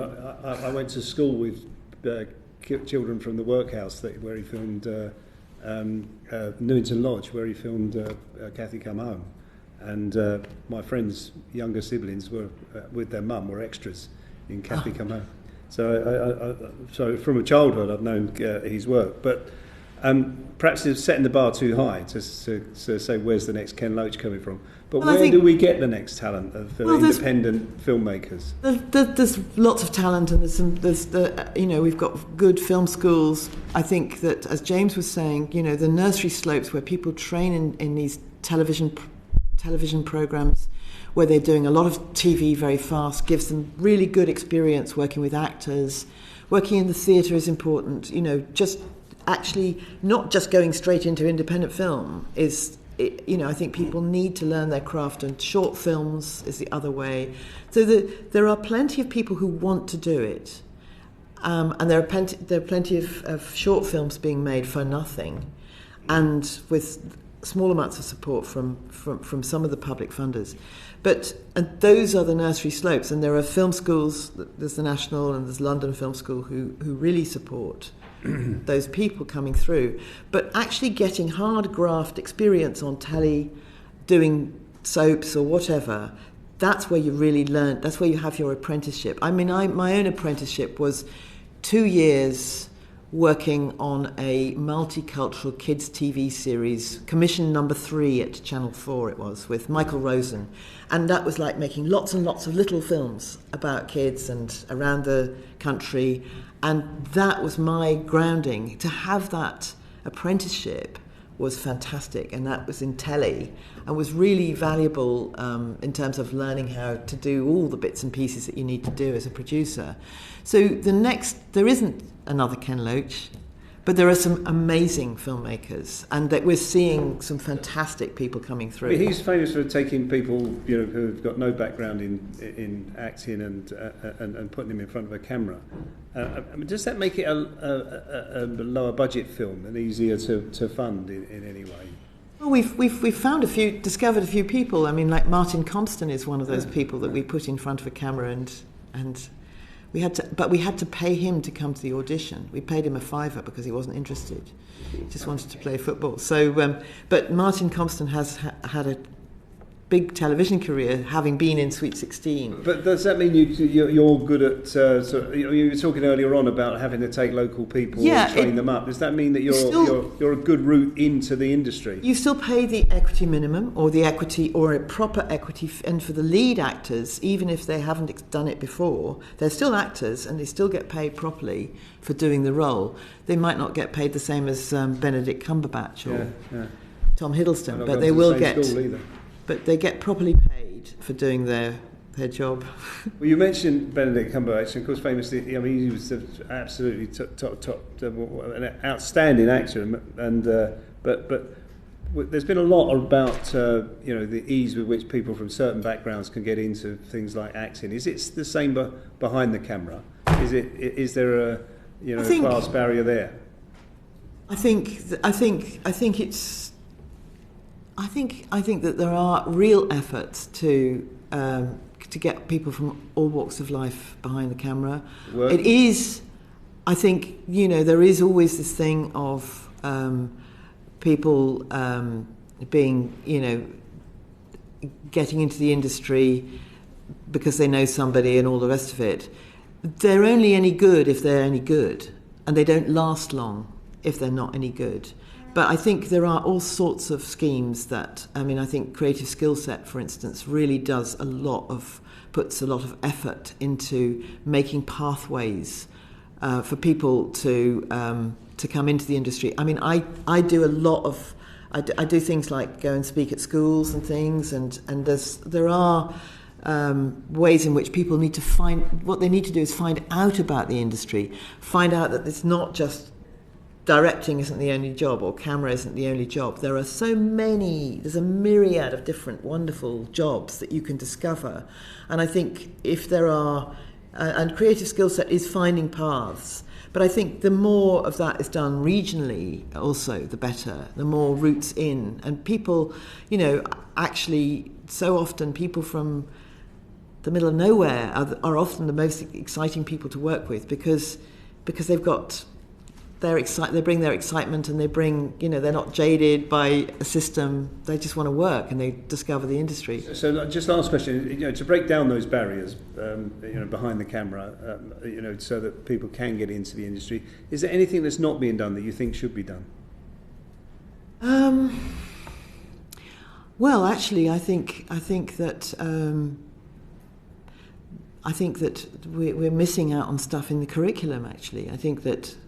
I know that some of our films have been on the curriculum, but I think that drama and the creative arts are very, very important in the curriculum for people to understand how these things are made, and that they can't just be made by one phone, that you actually do need a team to make things. So I think it actually starts really quite young, and I think that that wonderful experience, and I have to say this was mine, of people wheeling out the screen at school and showing you a film like Kess or Bambi or whatever it was, that amazing moment of seeing something on a big screen with an audience and feeling you're part of that audience. That's exciting. And for children then to learn that you can do that, you can actually be part of that, is a very exciting thing. I loved learning getting into film that way because I love watching the big screen. Well, it is very sad if there's going to be no more Ken Loach films, that's for sure. Thank you. I'm sure he'll be sad too. Live. Rebecca, thank you so much for your time today. Have you got any other messages for our committee before we let you leave? The obvious one really, which is I think that the film tax relief has been a great success, and if we can use it, expand on it to make it work for, the very flawed independent sector that I'm part of, then I think that would be a really, really good move. Thank you very much for your time today. Thank you. I invite our final panel to come forward, please.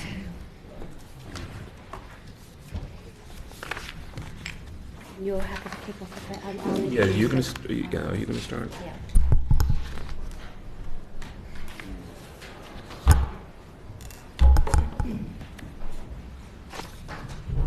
Just battling her way through.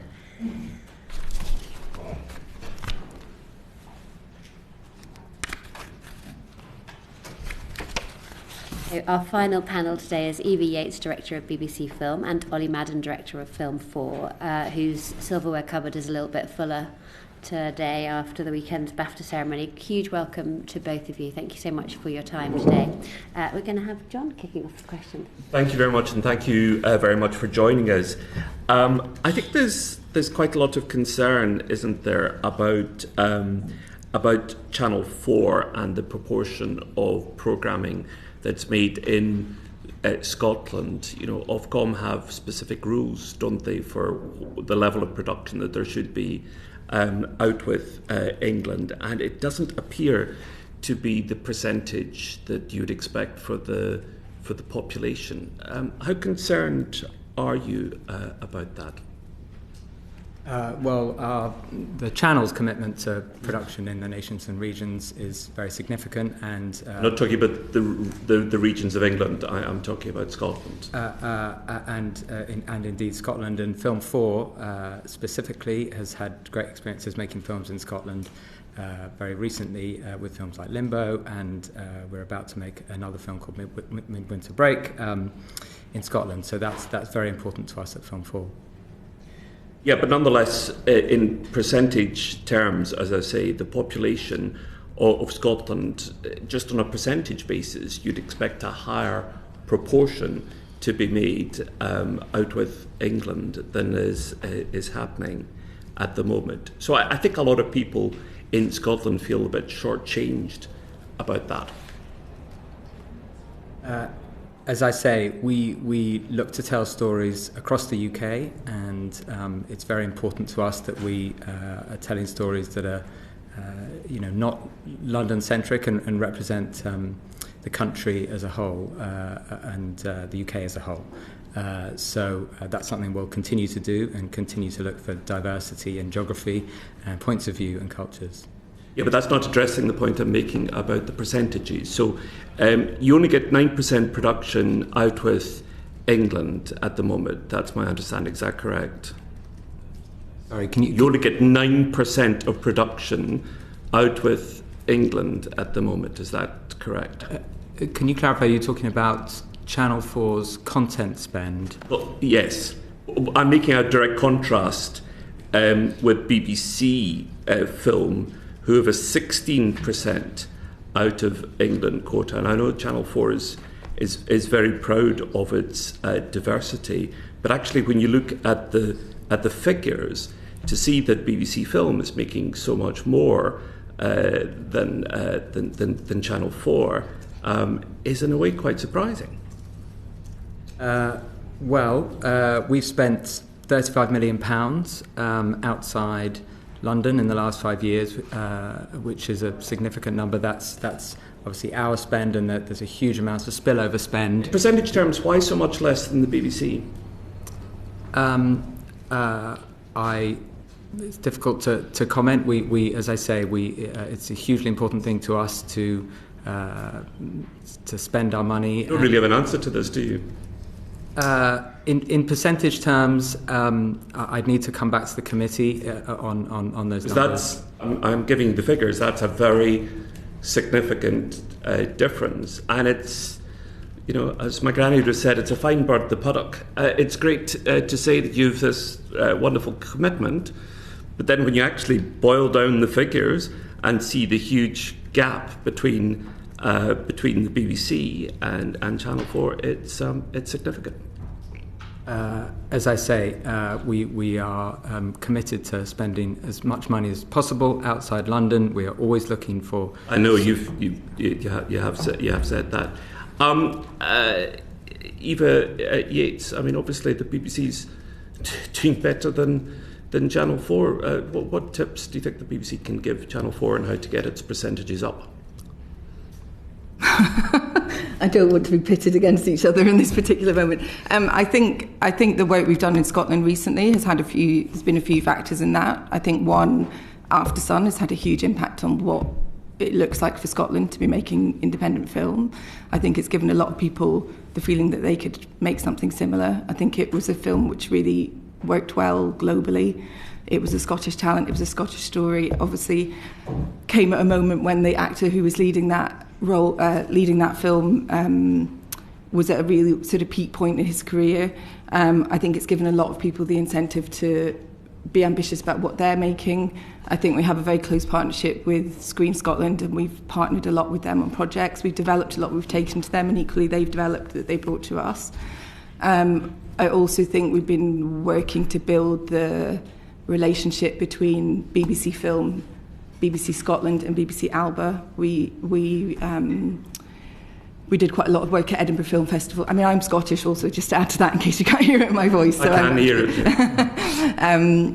But we've done a bit of work with them to try and build closer relationships there, to try and work out how we can look at how we address It's interesting happening. You mentioned BBC Alba there, because this committee is just about to launch an investigation into minority languages in these islands. And of course Gaelic is one of the languages that we're looking at. BBC Alba has had a significant effect, hasn't it, on Gaelic, and putting Gaelic voices on screen so that people realise that it's a vibrant living language.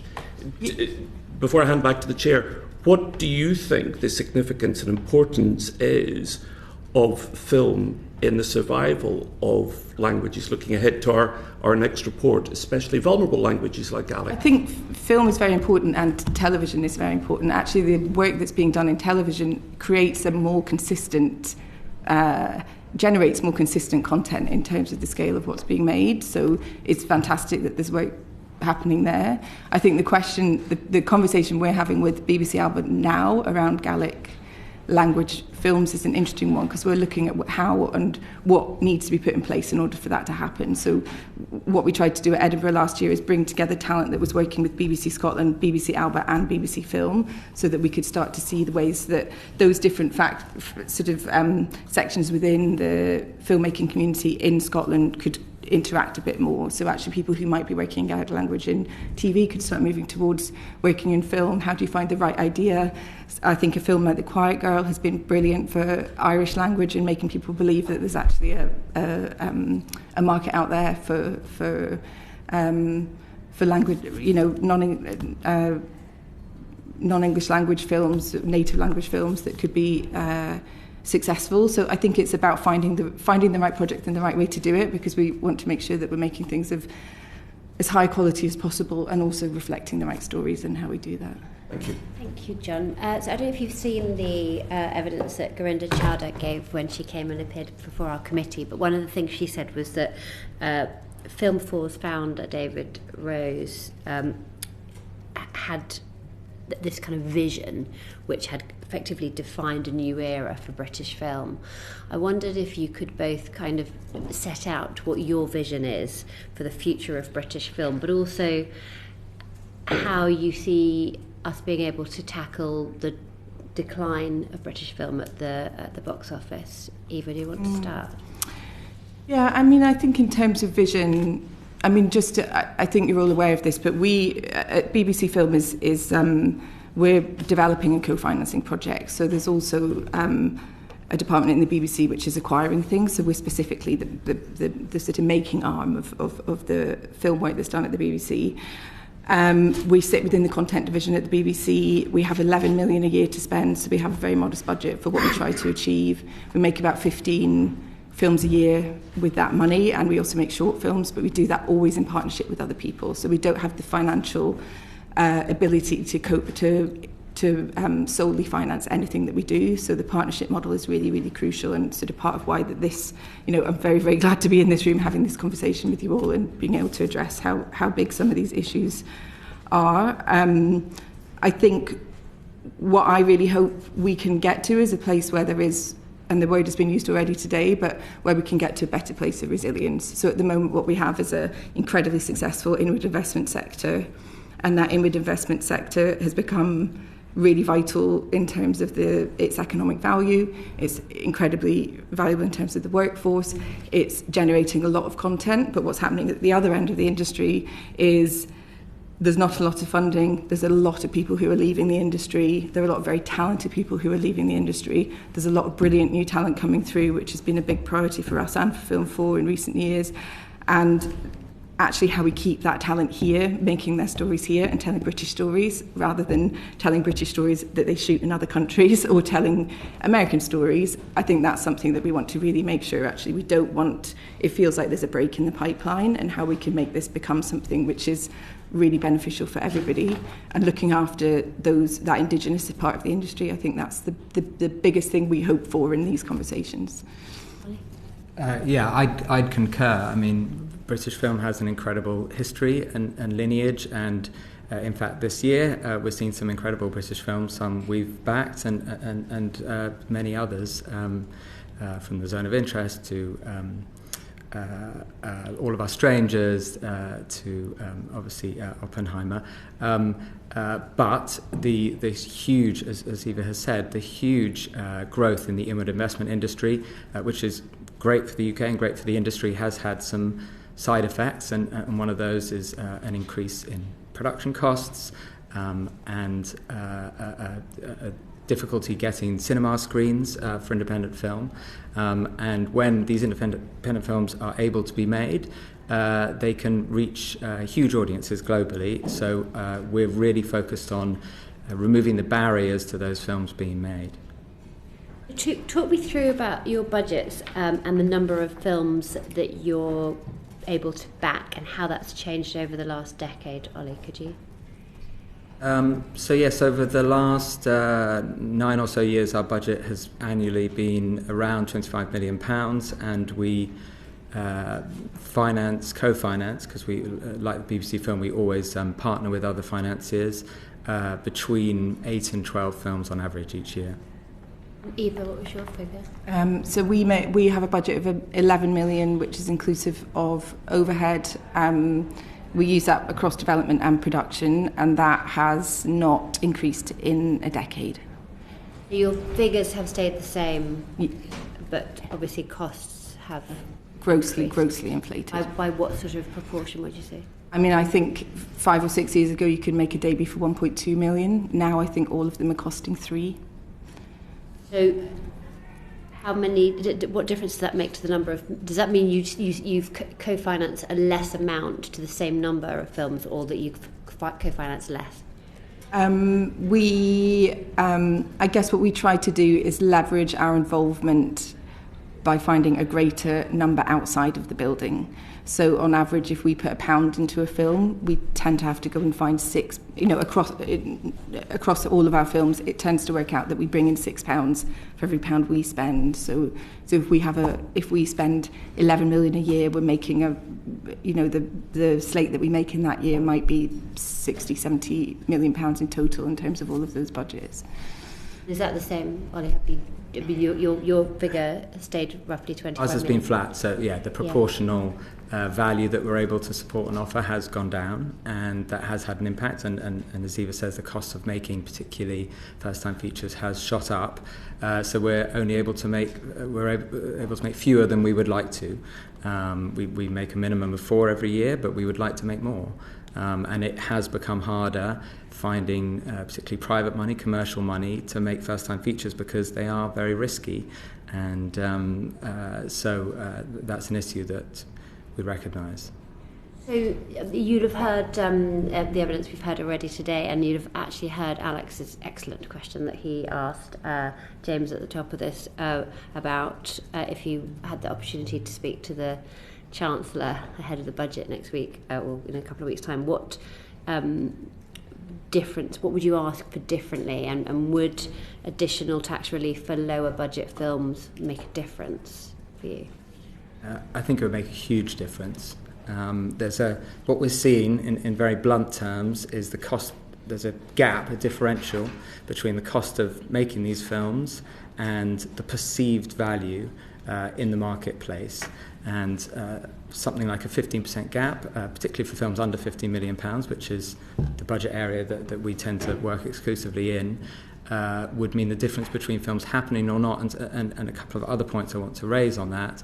The difference between producers and production companies being able to earn a fair fee for their work and not having to defer their fees, and allowing them to build much more sustainable businesses, because too often you see producers having to defer so much of their fees that it's unsustainable, and they struggle to make their next film, or even don't stay in the industry because it's too hard to build a business. And then the second point I want to raise is about IP, which I know you've heard about, and I'm sure the committee is aware of the pre-sale market, and we often, producers often pre-sale the rights to their films in order to get them made. And that can have many benefits, but one of the downsides is if you pre-sell at a lower level than you might be able to sell the film for if you've made it and proved its value. And one of the ways that independent film can be commercially successful is by holding back the rights to films, particularly in North America, which is one of the biggest markets. And a difference in that tax credit relief would allow more producers to hold back, particularly the North American rights to their films, and then see greater upside and more value to their IP once the film is made. And Eva, did you have anything to add to that?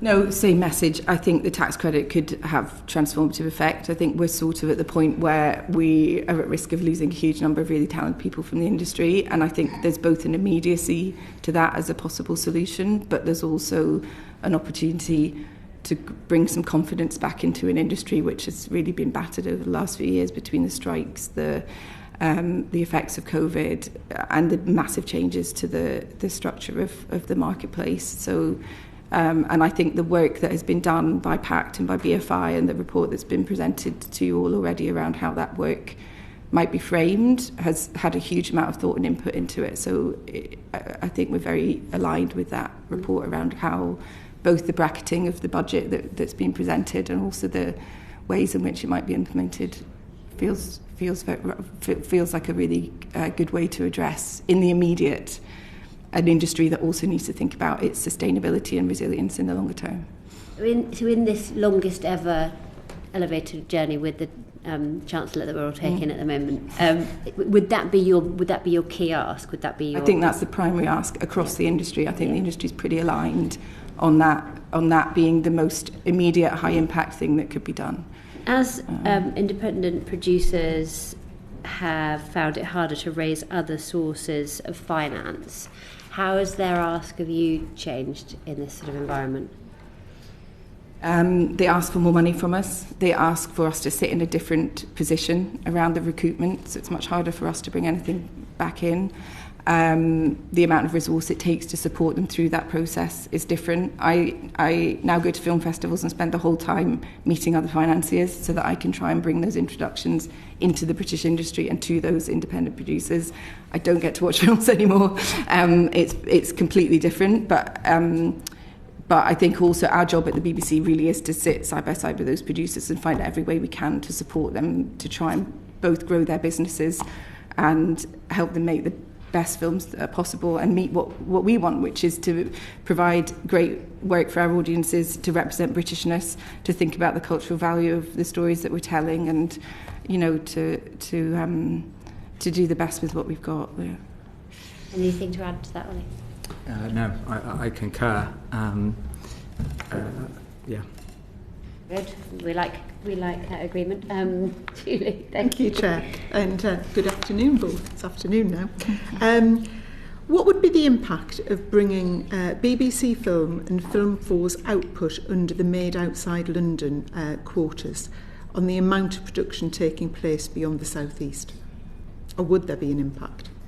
I think it's such a huge priority for the BBC, and it's such a big priority for us at BBC Film. I mean, Rebecca's already talked about The Old Oak. We also made a film called Blue Jean up in the northeast over the last few years. I think it's a film that's had an incredible impact culturally. That film ended up setting in that place and telling that story because it was authentic to the experiences of the people who the film was talking about. So the motivation was there just around the desire to tell the stories of everyone in this country. And for us, that was really motivating because we obviously want to be representing everyone who's paying the licence fee. I don't know if you have more to add around it. Well, just that when we're looking for stories and storytellers who we want to back, we're always looking for authenticity in the storytelling, and it starts with that and specificity. And so I think our position would be it's better to do that and making sure that we're supporting and backing a diversity of voices and cultures and points of view and stories, and then thinking about how to tell those authentically and shooting them in a place that represents them authentically, rather than a quota-driven system where you're thinking about that before the storytelling. So, am I right in taking from those answers that you don't think it would make a difference? I think anything that encourages people to do these things is good and should be explored. All I'm saying is and we also work with partners, so it may incentivise partners in a way that's really positive. I think for BBC, there's such a priority around this work anyway, and the proportion, BBC as a whole makes 58% outside of London. In drama, it makes 70% outside London, so there's an enormous amount of work that's happening there already, and I think some of these questions have to go hand in hand with how we think about skills, how we think about new talent, all of these other things, so that we're sort of addressing things around capacity and that sort of thing as well. Okay. Would an uplift to audiovisual expenditure credit, that is such a mouthful to say, for productions made outside of the southeast of England make a difference to where you film? again, I think it's worth exploring because it's incentivising for BBC. I don't think it would have impact because we're so focused on it, but I think it's sort of the same answer. Actually, it could have quite a lot of impact in terms of the broader industry. Ollie? Yeah, I'd agree. We'd be open to anything that would help us with our shared aim of shooting as much as we could across the UK. And should streaming platforms face the same obligations as public sector broadcasters to make a certain amount of content outside of London? I mean, I'm not sure it's for us to dictate what the streamers do, but I do think we should all be collectively incentivising how we make sure that we're addressing some of these big questions and how it impacts all across the UK. Ollie? We're very open to anything that helps support particularly the independent film sector across the UK. So you wouldn't be opposed to it? Absolutely not, no. Okay, thank you very much. Thank you, Julie. Simon? Thank you, Chair. What more could be done to make the BBC, Channel 4 and other broadcasters screen more independent films, even? Sorry, I missed the middle of that. What more could be done for us to... The BBC, Channel 4 and other broadcasters screen more independent films? Screen more? I mean, as I've mentioned, we have an £11 million budget that hasn't changed in 10 years. So I think what we're trying to do with the money we have is a lot already. I mean, I think if you hear the numbers that we're trying to leverage in order to get some of these films made, I think we're working pretty hard with what we can do already. I mean, we have an acquisition department who also works extensively to bring as much as they can onto iPlayer, and we have a really substantial offering of British and global films on iPlayer, which are all now there for a year once they've screened on BBC. So there is an awful lot. You're asking for Tim Davie to give you more money, basically. I mean, we would be delighted to have more money, but we're also looking at a real, in real terms, BBC's budget overall in the last 10 years is down by 30%. So I understand there's some incredibly difficult decisions to be made around what we do and don't spend money on.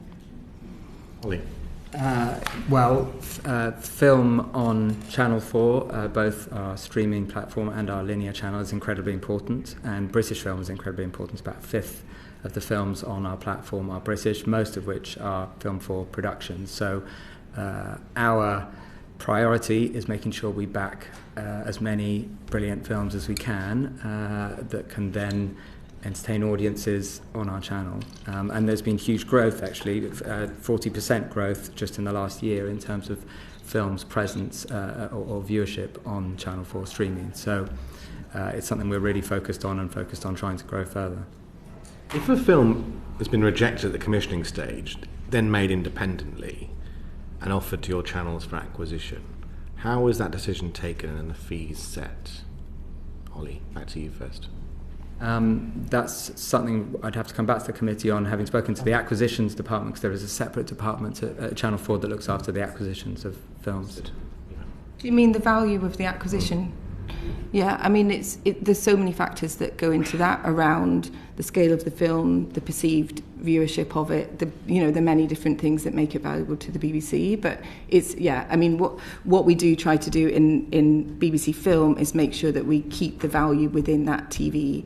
When we do commission and make things at that stage and we put license fee in, we try to make sure that we hold as much value as possible for filmmakers. So we're both getting value for the BBC in terms of making the film, but also we're making sure that those producers have a good amount of money in order to acknowledge the acquisition of those rights from our point of view. Talking of producers then, how confident are you that the fees BBC Channel 4 pay to license films or broadcast adequately reward producers and distributors for the financial risk they've obviously undertaken to deliver the product?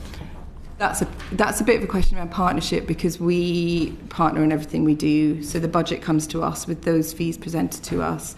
We look at that. If we feel they're at a level which is too low, we'll discuss that. We get very involved in that process. I do think there's a major issue, because there is as Ollie referenced earlier, and actually Rebecca referenced too, there is a ongoing issue around producers deferring their fees when they reach the crisis point where they can't make the cost of their film meet the budget that they managed to raise. We have had to substantially raise our investment in a number of films over the last few years in order to get them to the point where they've been makeable. But it's quite difficult for us to continue to do that without starting to lose the overall amount of films that we're able to make in any given year. Ollie? Yes, I mean, we look very closely at the amount we're paying for the licensing of the rights, the free-to-air and associated rights, and we pay fairly, and as Eva says, if we feel producers have not apportioned enough of our investment to that, then we increase it. And we also work very closely with UK theatrical distributors to make sure that our rights dovetail properly with the rights that they're exploiting theatrical and Pay One, as it's known, on streaming platforms, so that our producers can get their films distributed as effectively as possible in all the media in the UK. Thank you. So can I just add one last thing to that, which is just to say, I do think I cannot stress enough how important British producers are in the indie sector. Actually, what they do, what they have to do, they have to raise the money, they have to work through the creative process of the film. What they do is incredibly difficult, and I think the level of innovation we've seen in the last few years has been absolutely extraordinary, but it's also kind of reached crisis point. So it's a really good question to be asking, because I think everything we can collectively do to support producers better, we need to address, and it's certainly something we're doing quite actively internally at the moment at BBC Film. Before I actually hand back the chair, just thinking about what was discussed earlier, I think you were in the audience earlier on waiting for your turn very patiently. You heard earlier about the impact of AI and AI's kind of the huge change that could occur as opposed if AI takes over in that way, with entire films being, it's terrifying to think about, entire films being scripted and put together by AI. Would you have any qualms about putting these on your platforms? An entirely AI film, or a film has been... It's BBC works on 3 principles around AI, which I'll read because I don't want to get them wrong. Go for it. We always act in the best interest of the public. We always prioritise talent and creativity, and we're always open and transparent. So those are the 3 things I think we want to look after. I think James made some great points about it. We want to make sure that what we're doing is protecting people's IP, and we also want to make sure that everything is we're making sure that what we're not doing is using misinformation or presenting misinformation. So that's obviously particularly cool for the BBC. So those things all need to be factored in. Right now, there isn't a process to declare whether or not something has AI in it. So that's something we've been discussing. Actually, if we receive a script, do we need someone to declare that's part of what's been done? There's a conversation around what virtual production looks like and what it means to use AI to make, the backgrounds of a film versus whether or not we're going to let AI, generative AI, write a script. So there's hugely different impacts. If we can harness some of it, it's really, really useful. And actually, it can be an operational thing, which is very useful. On the other end of it, we obviously don't want to lose the human connection that makes what we all do as in the arts worth doing. It is such a human endeavour. So I think I would absolutely not say we would have qualms about showing something, but I think we would do it within a framework that made it clear that that's what it was. Fascinating. Ollie? Well, more broadly, I think AI and generative AI can be an incredible tool, and in fact, it's already been used quite extensively, particularly in the post-production of films. It's brought down the cost of post-production quite significantly, and that's a tool that filmmakers are able to use very effectively.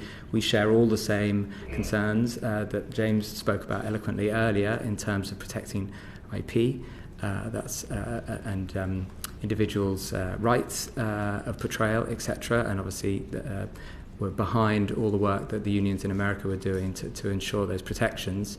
But I also believe absolutely in the fundamental depiction of sentient humans and something very specific to that. AI, I think, is going to struggle to replicate, but we're also aware of the great power of it and the speed at which it's developing. So it's an area that we're looking at very closely. Thank you. So it's like an ongoing conversation. Thank you, Simon. Ollie, can I just take you back to something you said a while ago about how difficult it is to get cinema screens for films? Because when we've taken evidence from some of the exhibitors, it's some of the cinema groups. You know, they bemoan the fact that there is a lack of decent content coming through. So what's the issue here, and who holds the solution? I think it's a supply issue. We have a film that opens this Friday called Wicked Little Letters. That's one of the widest releases Studio Canal, its distributor, has ever had. It's opening in about 695 locations, wider than Paddington 2, which, as you know, is a huge hit. So there is huge demand there from cinemas, from exhibitors for British film.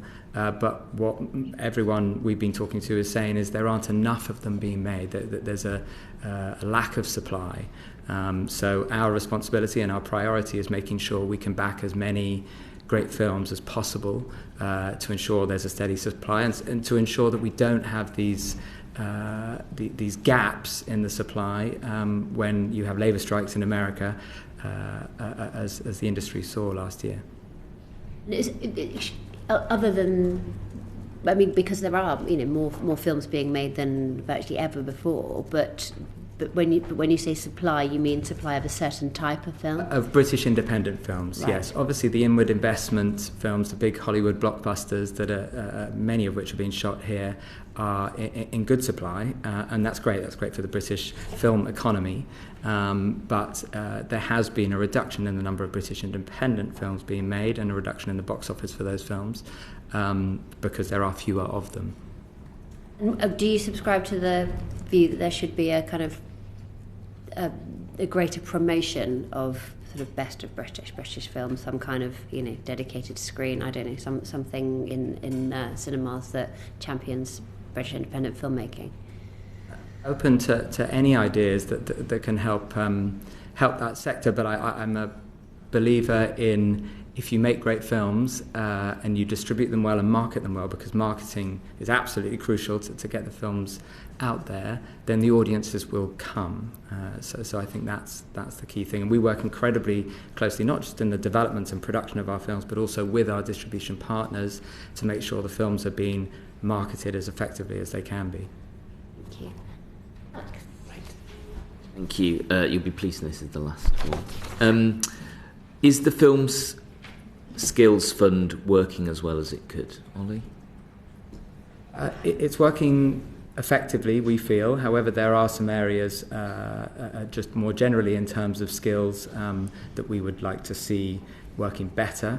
One of those is to do with more mid-career development. There's been a huge, quite rightly, focus on early career and traineeships and apprenticeships, but we feel there's an opportunity for more training for practitioners who are in the middle of their careers or more advanced in their careers. So that's an area that we'd like to see develop. Eva, anything from you? Yeah, I mean, I think the question, there's definitely a lot of work being done right across the industry around bringing people in. BBC spends 20 million a year on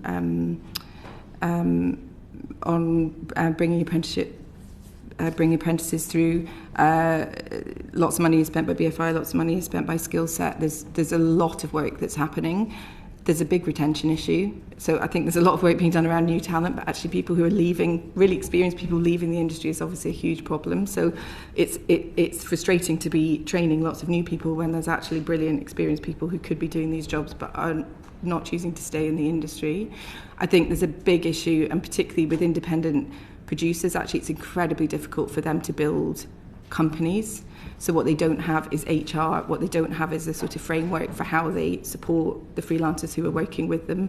So I think it would be really helpful, and I know there is already concerted efforts around this to try and think about how we help people understand how to manage people and how to support people well. We know that there are mental health issues across the industry. It's a very, very difficult environment to work in a lot of the time. We'd like to continue to see more of that work being done. There's already a lot of work being done on that, and there's, you know, there are people available on every set, and there are policies around how we work in those ways already, but I think there's even more work to do on that as well. But you know, again, there's a big supply question, and part of the reason it's so difficult in independent film is because those people who are coming into the industry move very, very quickly into the inward investment sector. So actually, as soon as we've found somebody who we've given an opportunity to and started to think that we'll be able to work with them as an experienced practitioner in the industry, they're swept up into those spaces. So we're scrabbling to keep the chain going. Great. In MP in Leeds BFI, Screen Yorkshire, Channel 4 do some great work around skills and bringing forward people from underrepresented groups. You talked about mid-career apprenticeships, supporting people in the industry so they don't leave. What more can we do to ensure that people from underrepresented communities see film as a career for them and have a pathway into the career? We often hear that people get in because they know other people, they have links. What happens to people who don't have any links but just have a dream, maybe the skills as well? I think there's a question there around who gets to make the films, and then there's a question around what do crews look like. In terms of who gets to make the film, I think that slightly feeds the second question, because I think something like Rye Lane, actually, where we had a huge number of HODs, black HODs or HODs who kind of represented the story that they were making, makes a big difference. We had the same in a film we did a few years called Blue Story, actually going into that room and seeing all of those HODs building that project, and then going out into the industry and working across all sorts of different projects had huge impact. I think it's quite a lot to do with us making the right decisions around what we do and don't put on screen, and some of that follows. I also think there is actually quite concerted work around what the how diversity is dressed within the work that's already being done at Screen Skills. We've implemented some things ourselves in areas that we see a particular gap. So we have an associate producer scheme because we felt there was a real lack of producers from varied backgrounds across the industry. So we've been working on that, and we now have 8 productions a year where we support somebody to move into producing, having had some experience but not a lot of experience on a feature film. That's had huge impact. Those producers are now in our slate making their own films. We have Small Indie Fund at the BBC, and that's very focused on nations and regions and diverse-led indies. So that work is also being done. Ollie? I'd add that we have a similar associate producer scheme, and that which is focused on producers from underrepresented backgrounds. And I think when I think back to when I started in the industry, I remember reading a list of the key producers of British independent film, and I think if I drew up that list today, it would not have grown or changed, evolved in the way that we would like. And I completely agree with Eva. Independent producers are absolutely fundamental. They are the employers. They're the people who we look to build diverse crews and tell diverse stories. And it's vital that we support that sector and support those producers. So and it's very hard actually to get training as a producer on the job, as it were, work-based training, and so that's an area that we've been similarly focused on to make sure that producers can grow and develop and build sustainable businesses. Thank you, and finally Giles. Thank you very much. Yes, I thought it just occurred to me, because for donkey's years I've been shouting about the soft power that our cultural exports generally, and more specifically our performing arts, do affect what we sell to the world, UK PLC. I just want to know, do you think the industry itself is doing enough to make that point when we talk about getting tax breaks, when we talk about raising finance, when we talk about artistic dividend from government? Because we've touched on it briefly during this session this morning, all three panels, but I don't think enough is made of it from the industry generally. So when we say we need a tax break, it's not just that we can do great film or whatever, but also so that people who are perhaps the more sceptical can say, actually, no, we can see benefits. Because since the time of Shakespeare, we have been brilliant at punching above our weight through our artistic exports. We need to do more. What more do you think the industry can do? I really agree with you. I think the impact of, my favourite thing when we make a film, obviously awards are great, festivals are great, box office is great, all of those things. But when you get a message from someone who tells you how meaningful that story has been to them. I think it's that, you know, there is a power, there's obviously the soft power of how those films go out into the wider world, what it means globally. I think we're very privileged as the BBC to immediately have people's ear when we put things out into the world because of their recognition of the quality of the things that come through the BBC. So we sort of have that captive audience, which is always very, very helpful in the work that we're putting out. But it's also what we're saying back to ourselves. And I think that has been sort of seeing some of the more original or authored work which has shown a particular sector of society or a particular experience that feels quite particular and not that explored before. When you tell those unrepresented stories, it has the most extraordinary personal impact. So there's the question of how it's out there in the world, and yes, we should be shouting about it very, very loudly. All of that's absolutely great, Yeah. but what you've got to do is get into dry old, dusty old politicians' minds who are looking elsewhere at other things and tell them how important it is. Ollie, do you, any views on Well, I completely agree, and I hope this committee, and I'm sure this committee is as proud of what British film is able to do culturally, commercially, societally. We're involved with The Zone of Interest, which is a film that is currently on release across the world, and we're getting reports back to Eva's point about how timely and resonant they're finding the film in terms of conflicts that are going on today, the ability of British storytellers to reach a global audience, because we're here to support British film, but we make films for a global audience, is something to be incredibly proud of and something to support in every way we can. Yes, because I've always held that we eat McDonald's and drink Coca-Cola because of the power of the American film industry. Let's get them drinking Tetley tea. Thank you, Chair. Very much. Yorkshire tea. Yes, thank you so much for your time today. Thanks for your... was there anything that we didn't cover that ChatGPT didn't provide us with that you wanted us to ask? In which case, if you do think of anything that you feel we need to add to our evidence, please don't hesitate to drop us a line afterwards. But we're really grateful for your time today. We are going to continue to take evidence on British film and high-end TV, but I think we're beginning to hear quite a strong message that's coming through time and time again that we need to do more to support independent film here in the UK. So we hope the Treasury are listening. We will certainly be watching. But in the meantime, we're really, really grateful for your help and support today. Order. Thank you. Thank you very much.